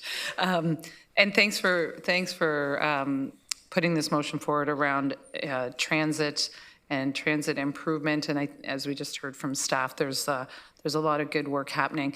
My concerns and questions that I'll ask around this are just particularly when it references new neighborhoods, and Councillor Rodriguez just mentioned about new neighborhoods and areas that don't have transit. I would also say that some neighborhoods are being planned that are not being planned well, which isn't a regional issue, but there are neighborhoods, and that's an area municipality issue that we need to be really mindful of, because they're not being planned well to let transit be easy or easier to provide. So that's something that we have to think about as well. But I'm concerned that, like last year through the budget process, we had to cut some existing transit services, particularly the Route 9 in North Waterloo that went from 15 minutes to 30 minutes. And I've certainly gotten emails and, information from people, conversations I've had with people who are concerned about that. I've continued to raise the issue of we need service out to Vista Hills, which has been an existing neighborhood for many years. So I'm concerned like that that this motion is trying to leapfrog over some of these neighborhoods where we've had to cut back service or which have existed for many years and are not getting some of the service that people are asking for. So my worry is that you're maybe trying to prioritize some other areas versus areas we know have been asking for service, certainly over the past 3.5 years that I've been here. All right, Councillor Wolf, please. Oh, well, I can respond to Councillor McCabe briefly about that, All right. because that is not the intention with this at all. I think as council, and especially as some of those who are mayors who are navigating, those inquiries around transit, having staff come back to us with what this could look like overall, short term, and looking at some of those transit deserts and some of that have been identified, like Vista Hills. I know out close to Trustler area, already designed, but there's a need for transit out there as well. Coming back with that is what I'm essentially asking. And additional to that, yes, there are newer areas that are developed and being developed. And I think, just thinking about what Councilor Verbanovic said earlier, some of that, planning, that consultation that needs to happen with how we incorporate transit within new development areas, I think is critical as we move forward, especially with expansion. But yet the intention is not to overstep any of those that definitely, have either lost transit, that accessible transit there. It is really for staff to come back short term. What does this look like for us ahead of budget time, with the full kind of holistic view of this, okay? All right, Councillor Wolf. Through you, Mr. Chair. I'm pleased to support this motion and the request for staff to consider expanding transit services to new and growing subdivisions. As an example, the Bismarck Village area in Cambridge. As our communities continue to grow, it is essential that public transit grows with them. For instance, if a loop were added to Route 57, extending to Bismarck Park, it would provide service not only to the approximately 500 new homes in the subdivision and 500 more scheduled to be built within 2 years, but also to residents from across Cambridge who wish to access the park and its many amenities. Bismarck Park is a significant recreational destination in West Galt. It offers amenities that are not readily available elsewhere in the area, including a skateboard car park, pickleball, tennis, and basketball courts, multiple playground sets, spray pad and washroom and changing facilities. Improving transit access would help ensure that children, youth, seniors, and families from across the community can benefit from these recreational opportunities. Public transit, as we know, is much more than transportation option. It is a vital connection to education, employment, healthcare, recreation, shopping, and community services. For many residents, transit is the key to participating fully in community life. It is also important that all areas of our city are treated equitably. As new neighborhoods develop, residents should have reasonable access to the same public services and opportunities as those living in more established parts of the community. Providing transit access to growing communities helps ensure that families, seniors, youth, and those without access to a vehicle are not left behind, and that communities remain connected as they grow. I support this motion because it recognizes the importance of planning transit service alongside growth and ensuring that our transportation network remains accessible, connected, and equitable for all residents. And I urge you to support the motion as well. Chair Redmond. Thank you, Chair Craig. I too will support this motion, and maybe I was looking at it very much through the lens of the recent provincial announcement about our rural transit program. And I look at this as an opportunity to be innovative, and rather than leaping over maybe some areas that have seen transit reduction. I look at this as innovation and the possibility of having proof of concept. I know in the rural areas, some of it is connecting existing bus routes, some of it is on-demand buses, and recognizing that it isn't just into the subdivision, it has to be functional with rural areas as well as urban areas. So I think there's a great opportunity to innovate and show proof of concept. We heard from Doug Spooner earlier that we are driven by statistics, and by being innovative and looking at places where we don't have transit and it may be value added, and it may, I mean, maybe we'll get more buses going to the Maple Sugar Festival, Councillor Shantz. But I think there are many opportunities where we can demonstrate that there is an unmet demand, and I think this is has the opportunity to be very creative. Okay, Councillor Solomon, please. Thank you, through you, Chair. I guess mine was a question more so for staff on how they see this motion in terms of scope and feasibility. Certainly, I agree with what's been said around the horseshoe, and in spirit, I'm of support, but I also keep in mind the affordability element and knowing every single other pressure that's coming up on the budget. I don't love make work projects that make it seem like we're going to do something and then puts council in a decision where they might not be able to follow through, and then people are disappointed. So I guess I'm wondering from staff, how exactly is this different from the work that they did on their business plan? Because I felt that was pretty in depth and did explore these types of opportunities. I guess I just want to hear from Mr. Spooner as to where he thinks he and his staff, or it might be Commissioner Getzky, I'm not certain who would be appropriate. Go ahead, please. Through Chair, yeah, thank you, Councillor Salonen, for the question. The way we staff would interpret this motion is that the business plan was it gave the long-term vision. It did say a little bit of what's short and medium term, but it didn't really articulate that. And so I think this is just a little bit of a level of granularity below that to be able to say, these are the short-term initiatives that we could take and make sure that we provide council with the data on, what these options, how we expect the different options to perform, to make sure that you have that information prior to budget decisions. So that's the way I would interpret it. So it's just going to a little bit more of a granular level than what was presented in the business plan, still in full alignment with that business plan, and try to say, well, if we had to do something in the next 1 or 2 years, bring that data forward to show what would perform best and what would give council the best return on investment should council want to invest in service hours there for next year or the year after that through the plan and budget process. Okay, thank you. And a follow-up, if I may, Chair. Yep, go ahead. Thank you. With that, do you have staff with the capacity at this point in time to do that scope? Because I'm also aware of the OTIF funding that we recently got, and that's a lot of work for the team as well as just in general, all the day-to-day work. So I'm just curious on, capabilities in terms of within the team. Yeah, thank you. I think that's part of the work that we would undertake and that the team was already undertaking to prepare for plan and budget. So I think that it makes it more explicit, and I think we'll show maybe a little bit more of our work than what we usually do, because plan and budget, there's always a limited time to do that.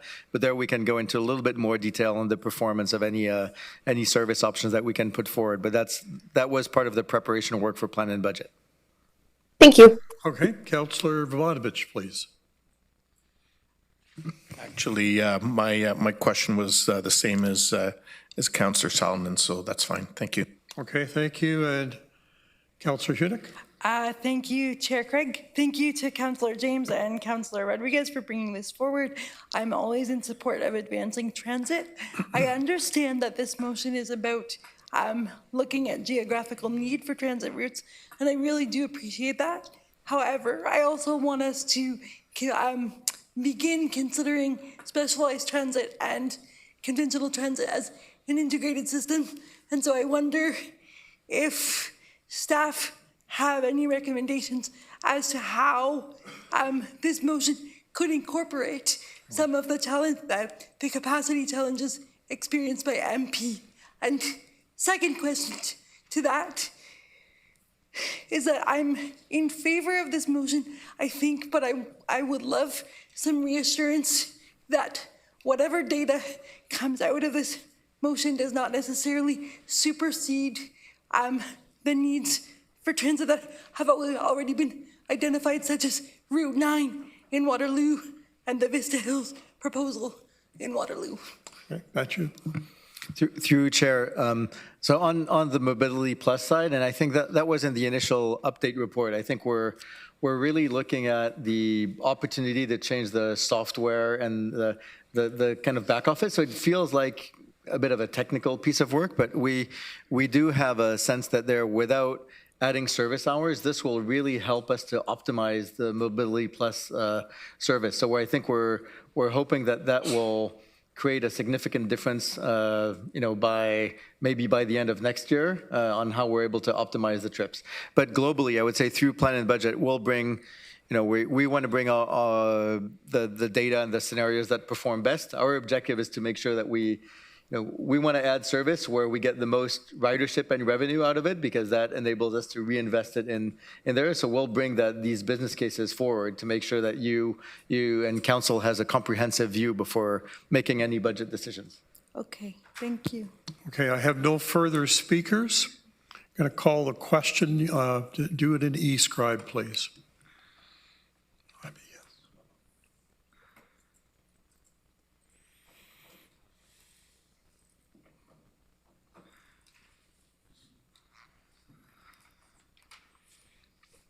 Okay, it's carried. Moving on, Councillor James, please, you have a second motion for us. Okay, thank you, Chair Craig. I have a seconder, I believe, Councillor Wolf, you're going to second that to get it on the floor. Okay, so the motion I have on the floor is regarding information for data centers, community safeguards, and really it is about getting as much information as possible. The motion is very comprehensive. We heard from delegates earlier today that it still isn't as comprehensive as it should be. And, when we think about data centers, this is not about approving any data center. There is nothing on the floor for that. Council is not making a decision about a data center. I think that it got lost in translation somewhere, the assumption that there is a data center proposed on the floor. That was not the case. As elected officials, as people who are creating policy, advocating to upper levels of government about things that are going to impact the community, I fundamentally believe that we have responsibility to learn as much as possible, to be as informed as possible. The conversations about expansions of AI and data centers, it's not going away, but I also recognize there's a lot that needs to be learned. There's a lot of evidence base that is out there, yes, but as decision makers, we need to see this. So my ask was for and is for information around the impact of these data centers that have existed, but now we're seeing something on a greater scale. So there is an environmental impact, very readily aware of that. We are in a situation where, water is of constant discussion here. It is not about economic benefits, but that is an argument that people make. They say that, these centers will have an economic benefit on the community. Well, I want to know how. What's the short-term benefit versus the long-term? And is there really a benefit? And I think there is work that is being done out there. And, I think about things like the environment. There is the environment that we know, where we think about stewarding our land and our water and air and all of that for us to function. But there's also a community and environmental impact. What does that look like? And, we've been getting emails. I don't know if all of council has, but I've been seeing emails come through for a number of weeks with residents who are concerned about this. So the option is to ignore it and not ask the questions we need to ask, or ask the necessary questions, get the information back, engage with the public, which I absolutely heard and saw today, that was critical of this, but also provided input into how to get more evidence-based information back.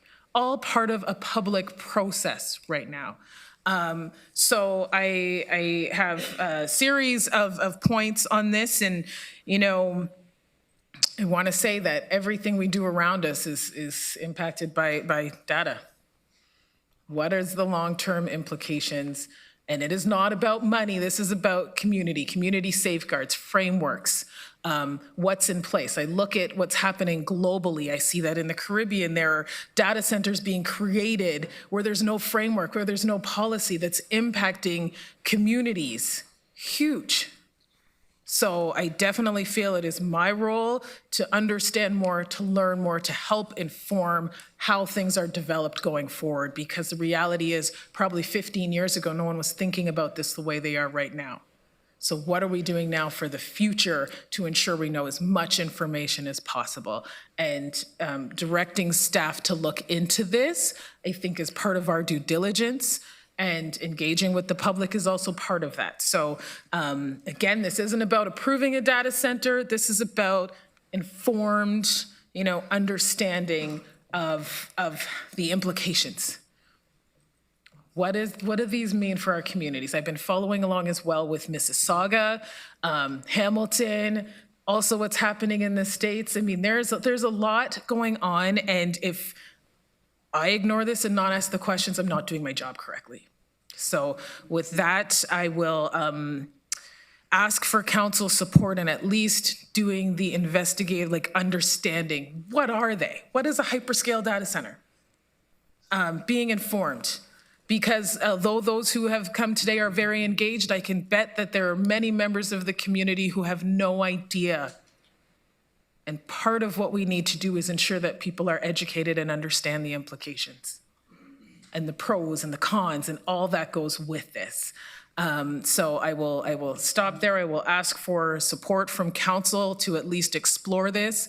We are not in a situation where we can ask for a moratorium based on the nature of our government and how it's set up. But at the same time, I can absolutely ask for information, because there are implications from a regional level, be it infrastructure, be it water, be it wastewater, even electricity, that we should be informed about. So I will, again, stop there. Again? I will stop there again, Chair Craig. Not that I'm anxious. Turn it over to Councillor Wolf. I know she has a few words. I'll turn it over to Councillor Wolf. Thank you. Go ahead. Okay, through you, Mr. Chair. I'm happy to second this motion. I support Councillor James' call for a staff report on data center best practice and community safeguards. This is not about opposing technology or economic development. It is about ensuring that we have the proper information, oversight, and safeguards in place before approving facilities that can have significant impacts on water, energy, and local infrastructure. Recent concerns in Cambridge, although ultimately linked to a bacterial bloom and not a data center, highlighted the anxiety residents feel when there is uncertainty about environmental impacts and a lack of clear regulations. People want confidence that their water resources and natural environment are being protected. A temporary pause or moratorium, if staff conclude it is necessary, would give governments and municipalities time to better understand cumulative impacts, establish appropriate standards, and ensure transparency and accountability. Responsible planning means getting the rules right before growth occurs, not after. Having staff prepare an objective report that examines economic opportunities, infrastructure needs, impacts, environmental considerations, and best practices, and our role in potential advocacy to the province for a consistent regulatory framework for data center development is prudent and responsible on our part. I urge Council to support this motion. All right, Councillor Gowing. Thanks. First, I want to start off by thanking the delegations that came in today. I really want you to know that you were heard, and that brings me into, I'm looking to put forward a couple amendments to the motion. They're not major ones, but I think it fits into what we've heard today. I don't know if staff have those available. You have a couple of amendments, is that what you're telling us? Correct, yeah. Well, one, but there's two parts to it. Do you have the second part that there it is, okay. So the motion already looks at the water and energy use. I just wanted to make sure that the report also looks into the broader environmental impacts that we heard today, including groundwater, stormwater spills, air quality and noise, and whether the existing provincial protections are adequate. Given the potential impacts on land and water, I also think the report should include an Indigenous perspective and identify where engagement with local First Nations and Indigenous communities would be appropriate. So the amendment to number 3, everything stays, and then it says, and potential impacts on groundwater, source water, stormwater, wastewater, air quality, noise, spills, and hazardous materials, including cumulative impacts and applicable provincial environmental approvals and monitoring requirements. And then adding a number 8, Indigenous perspective, including potential impacts on traditional lands, water, and environmental and culturally significant areas, and opportunities for appropriate engagement with local First Nations and Indigenous communities. All right, so you've got the 2 amendments. We'll go through the speakers list, and I'll come back to the amendments, and we'll deal with it that way, and then the main motion. All right, Councillor Solomon, please. Thank you, through you, Chair. I definitely think it's important for us as elected officials to be up to date on what is happening, and data centers certainly are a topic of conversation. I struggle on a few points, though, on this particular motion. One, and we talk about it a lot, especially at budget time, but then we seem to forget as soon as we're out of budget, is resourcing within our organization. And this will require an immense amount of resources of staff. That's my assumption, but CAO Batty, please jump in if you have other thoughts, and I'd like to hear your thoughts after this, actually, because this is not a small scale thing to explore. I would also say, in lieu of not having a decision before us, data centers, as I've also done research, vary greatly in what their proposals are. There are some who absolutely are what we hear in the media and on social media of wasting huge amounts of water resources and causing power outage problems. Absolutely, that exists. There's also other data centers and different proposals that I understand that actually are advancing technology. And at the end of the day, like it or not, we do live in a society that relies on data collection. So I guess I struggle with some of these in that they're so broad, the ask, it could be dramatically different depending on what data center company or proposal you're even talking about. I think where we should certainly be looking, and frankly, I think it should be a bigger part of our long-term planning as a region, is when we're talking about our water resources. I think that should be a part of our water supply strategy, is what type of water users can we allow in our community as we continue to grow. But again, I think that those belong in documents that are already fundamentally being worked on. And I think same as wastewater and electricity, again, I would leave that up to our hydro boards and be a part of those conversations. But certainly all of the area mayors do sit on our respective hydro boards, and those conversations are also strategically happening about what kind of electricity users can we have in the community. So I guess I'm just struggling with the scope of this. Seems like something that we could hire a consultant $200,000 to come and do, but then I have a real resourcing issue when we don't even have a proposal before us.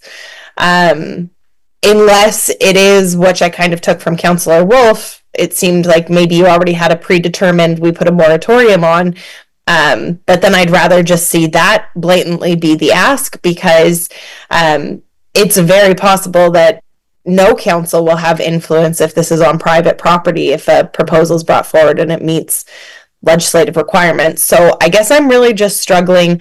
I'm not against collecting information, but I am against resources not being best utilized. This council really seems to like to get staff to do a lot of work that's outside of the regular work plans annually.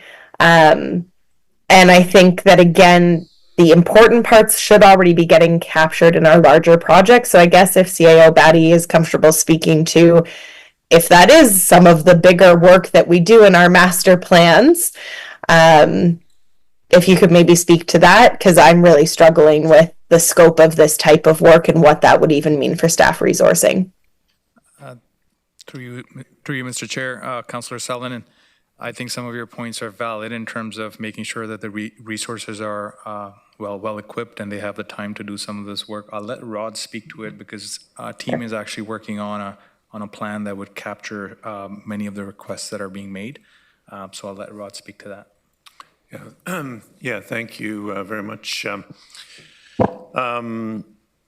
We had already commenced a body of work on data centers, as it had been an emerging issue that council had already expressed interest in. So I do appreciate Councillor Salonin's concerns with regard to resources and expectations on the scope of work that we can deliver on here internally.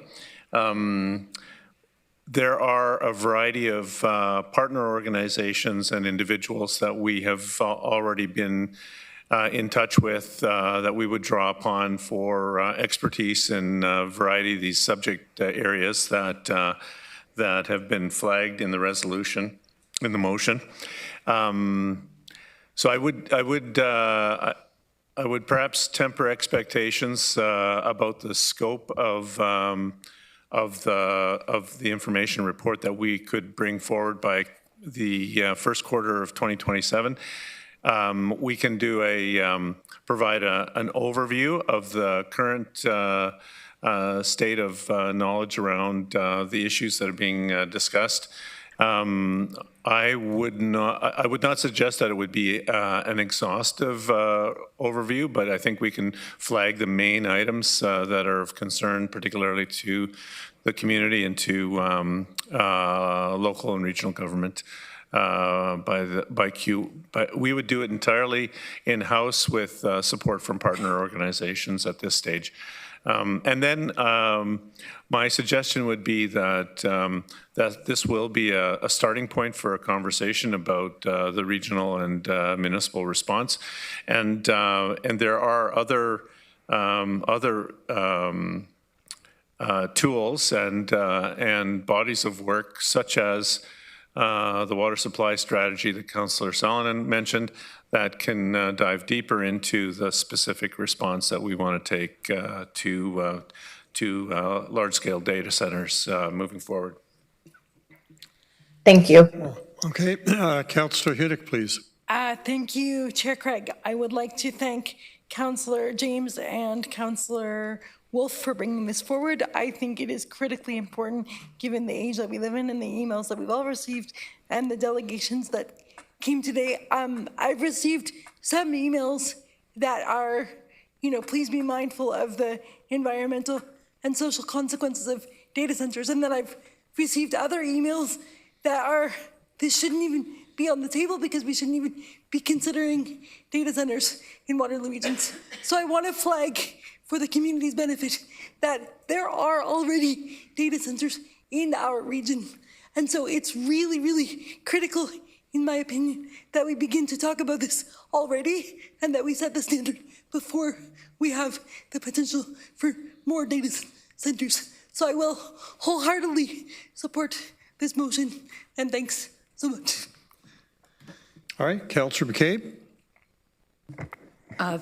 Excuse me, thank you very much. Yeah, a couple of things I just want to point out is that I guess since CAO Batty and Commissioner Regier just were indicating that some of this work is already happening, I would encourage you to connect with local municipalities, because I don't know about other municipalities, but I know at the City of Waterloo in June or at our July meeting, I forget which one, June, we asked staff to come up with, to go away and look at current zoning, the legislative requirements that are in place, et cetera, and to come back with a report to staff. So because part of the challenge, as has been partially articulated, is that data centers are some of them currently exist, but there's also it's with respect to how areas are zoned, and the zoning and the planning is a local municipal responsibility. As we know, that's something that's changed. So, if the zoning's in place, et cetera, right now, there's very little that we can do to prevent it from coming forward. So it is important to have the information and to know what our options are. And so again, because we're a two-tier municipal structure and the region no longer, unfortunately, doesn't have planning responsibility, that I would just ask that local municipalities are included, because that's where the zoning is. So, but the other thing I wanted to just point out is that at the Association of Municipalities of Ontario, which I'm a board member of, we have had a position with respect to this issue for approximately a year, that we've provided some information to the provincial government. And it's particularly around, yes, looking for some information from the province to take, for them to step in and, work with us to determine what kind of standards and zoning and planning, et cetera, need to be in place, and all the environmental standards and things like that. But we also, particularly on the water and electricity, the way the electricity system works right now is like a Nova or Grandbridge. It's first comes, first serve who gets the electricity that's needed. So we need them to take a look at amendments, regulatory amendments to the current legislation that prevents a local municipality from saying, if there's a large electricity user who puts in their application, in Waterloo, I would say, no, I want to save that power for the new hospital that's being planned rather than X, Y, or Z.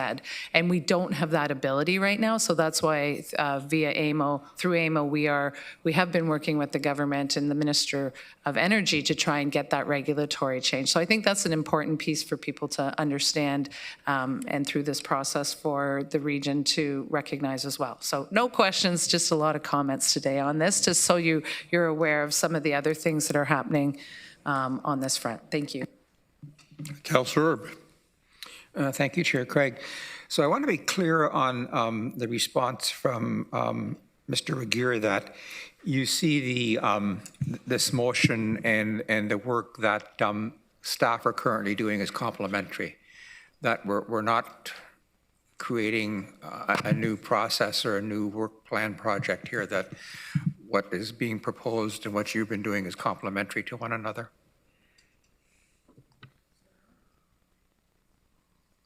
Yeah, through you, Chair Craig, yes, I think for the most part it is complementary. It is a significant body of work. My primary intent here was to just calibrate expectations appropriately, that without going external and using consulting budgets, we would be a little bit more limited in what we would be providing. It would be an information report, would not be an exhaustive study of the subject matter. Yeah, thank you, because my concern question was going to be what Councillor Natasha Solomon had asked as well, about the resources and the time, and if we were going to have to hire a consultant, and then does that become a budget consideration for 227? So, because, I think many of us woke up one morning and AI was here. And it sort of feels like, in some respects, the horse has got out of the barn and is running pretty fast, and we're trying to catch up to this. So I do think it is important that we get this information, but I also think that we have to consider what the implications implications of it are. Like, if you look back through history and the development of the industrial sector in our area and in the province, and then that lived its life, and then came the high-tech sector, and that's like lived its life. And so I'm wondering if this AI is another cycle in these employment opportunities that come before us, that we have to know what's going on, but I think we also have to make sure we're getting the right information. Thank you. All right, Councillor Rodriguez. Thanks, Chair. A question, follow-up question to Commissioner Regier about the scope of work. I guess the part that I struggle with this motion is that we're in a two-tier community, and we don't have the say over anything like an interim control bylaw or moratorium. Do you see your work engaging with area municipal staff and partners on the work that you are already doing? Do you see that engaging with area municipal staff from a planning and regulatory perspective? Yeah, through you, Chair Craig. Obviously, it goes without question that this is a conversation for both levels of local government here. In fact, we already are collaborating. The area municipalities and the region are already collaborating on Waterloo Region Community Energy, which is already engaged in this very subject matter. And we can draw upon the resources of that organization, which also includes all of the utilities in the region of Waterloo as well. So I think this is, we don't have to reinvent the wheel here. We can tap into the existing partnerships that we have with area municipalities, with the existing utilities. We know of a number of projects which are, some bodies of work which speak to best practice, and some of the emerging technologies and so on that are being deployed. So or contemplated. So I feel like we can put together a summary document here which will inform a future conversation with council and the community. Okay. Yeah, thanks for that. I just want to say one last comment, just that. Go ahead. I think it's important, and I think that's a good body of work. I think it's really important, though, in this conversation that we're specific with our words. There's a lot of nuance between, as Councillor Koenig mentioned, existing data centers and just the technological needs that powers everything that beeps and buzzes in this room, to some of these hyperscale facilities that have captured headlines and have become part of the conversation. So I just think we need to be really clear when we talk about these things, what we're talking about, and I think we owe it to ourselves and the community to be really succinct in that regard. Thanks, Chair. All right. I have no further speakers on the main motion at this point. Going to do the two amendments. We'll put those up. Hopefully.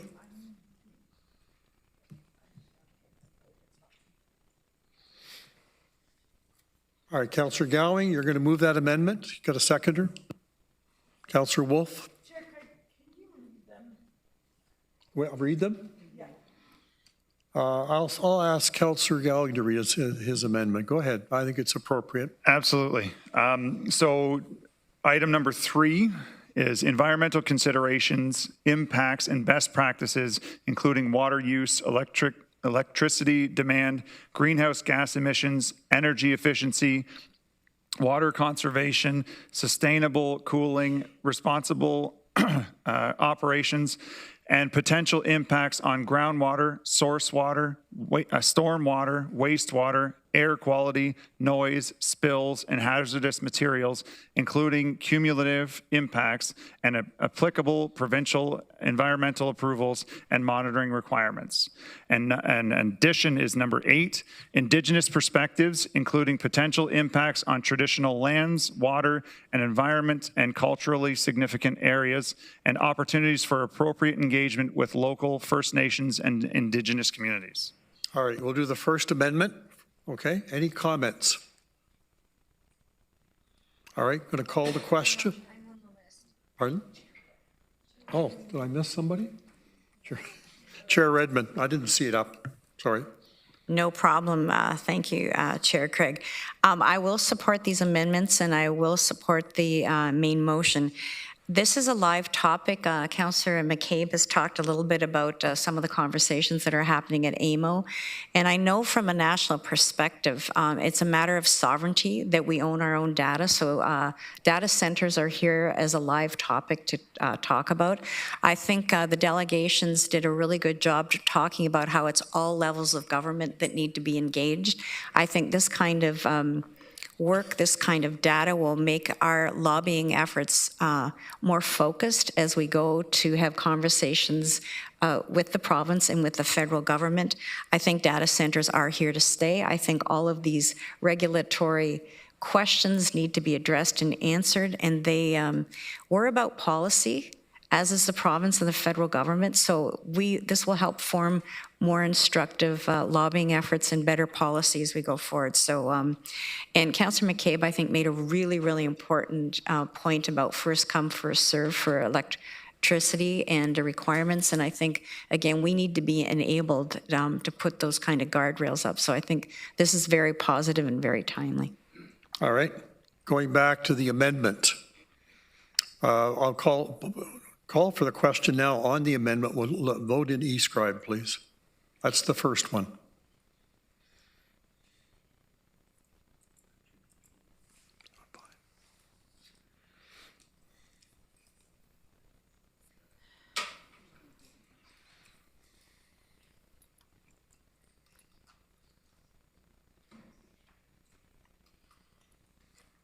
Okay, that's carried. Going on to the second amendment. Have a mover, Councillor Gowing, and a seconder, Councillor Wolf. Any comments? This is the amendment. About the Indigenous aspect of the motion? It's the amendment, okay? Be clear about that. I have no further speakers. Call the question, please, and e-scribe.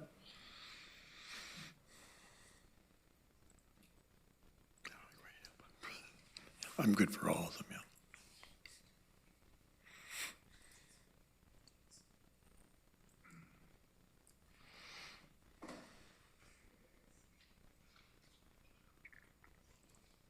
That's carried. Now going to the main resolution, and I'm going to speak to it from the chair.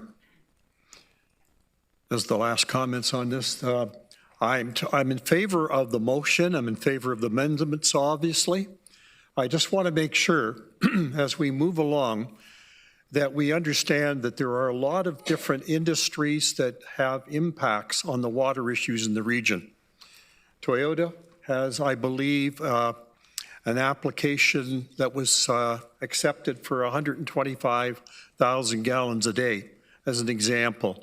You have golf courses that use a lot of water. You have farming communities that use a lot of water. You have commercial areas. I think we have to have a perspective, not to just simply narrow the debate down to data centers, but to have an overall comprehensive view that there are a lot of other things that are happening that could come into the community. That's all I want to say. And I think if we looked at the top 25 water users in the region, it would give us a better perspective of a more global kind of perspective of what's happening. All right, going to call a question on the main resolution. Use e-scribe, thank you.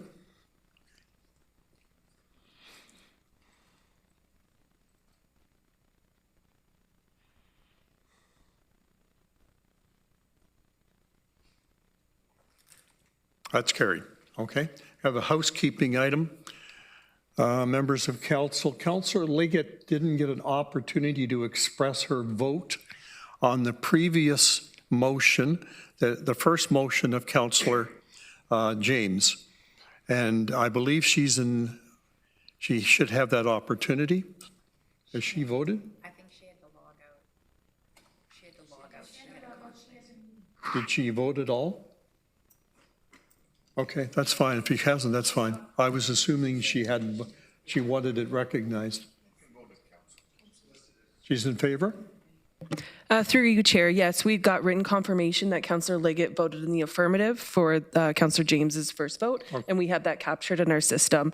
If you could ask if the committee could just Unanimous vote? unanimous consent, Okay. if that's okay, that we've corrected that in the system. Do we have a unanimous vote? All right, we're okay with that, okay? And secondly, council will be going into caucus. Am I correct? I'm not sure. I've got to get some direction on this. Councillor. So the plan is that Community and Health Services is going to meet next, and I'm wondering if council would agree that we'll go into lunch and do closed and then come back for community service. But I'm not sure before we do that, we have to pass a motion to go into to close. So August, I okay. can. Are you moving that? Can I move that as not being in the, okay. So. I need a seconder. I need a mover and a seconder. Councillor James. Okay. The motion is that a closed meeting of the Administrative and Finance Committee, Community Services and Planning and Works Committee be held on August 11th, 2026 at approximately 1 p.m. in the Waterloo County Room in accordance with Section 239 of the Municipal Act 2001 for purposes of considering the following subject matters. Discussion related to commercial information supplied in confidence regarding risk management, receiving information related to the identify individuals and negotiations between two agencies, receiving advice that is subject to solicitor-client privilege related to litigation regarding 100 Victoria Street, receiving advice subject to solicitor-client privilege related to litigation, Grand Link, and others, the Regional Municipality of Waterloo, and receiving advice that is subject to solicitor-client privilege, including matters related to administrative tribunals. All right, thank you. Vote in, we need to vote in e-scribe now. Yeah. I could do that. I have to get used to doing this. Okay, unanimously approved, folks? All right, we're okay. All right, and that's it? Need a motion, what? Oh, we need a motion to adjourn. Unanimously accepted? Thank you. Well, it's a new way of doing it. That's fine.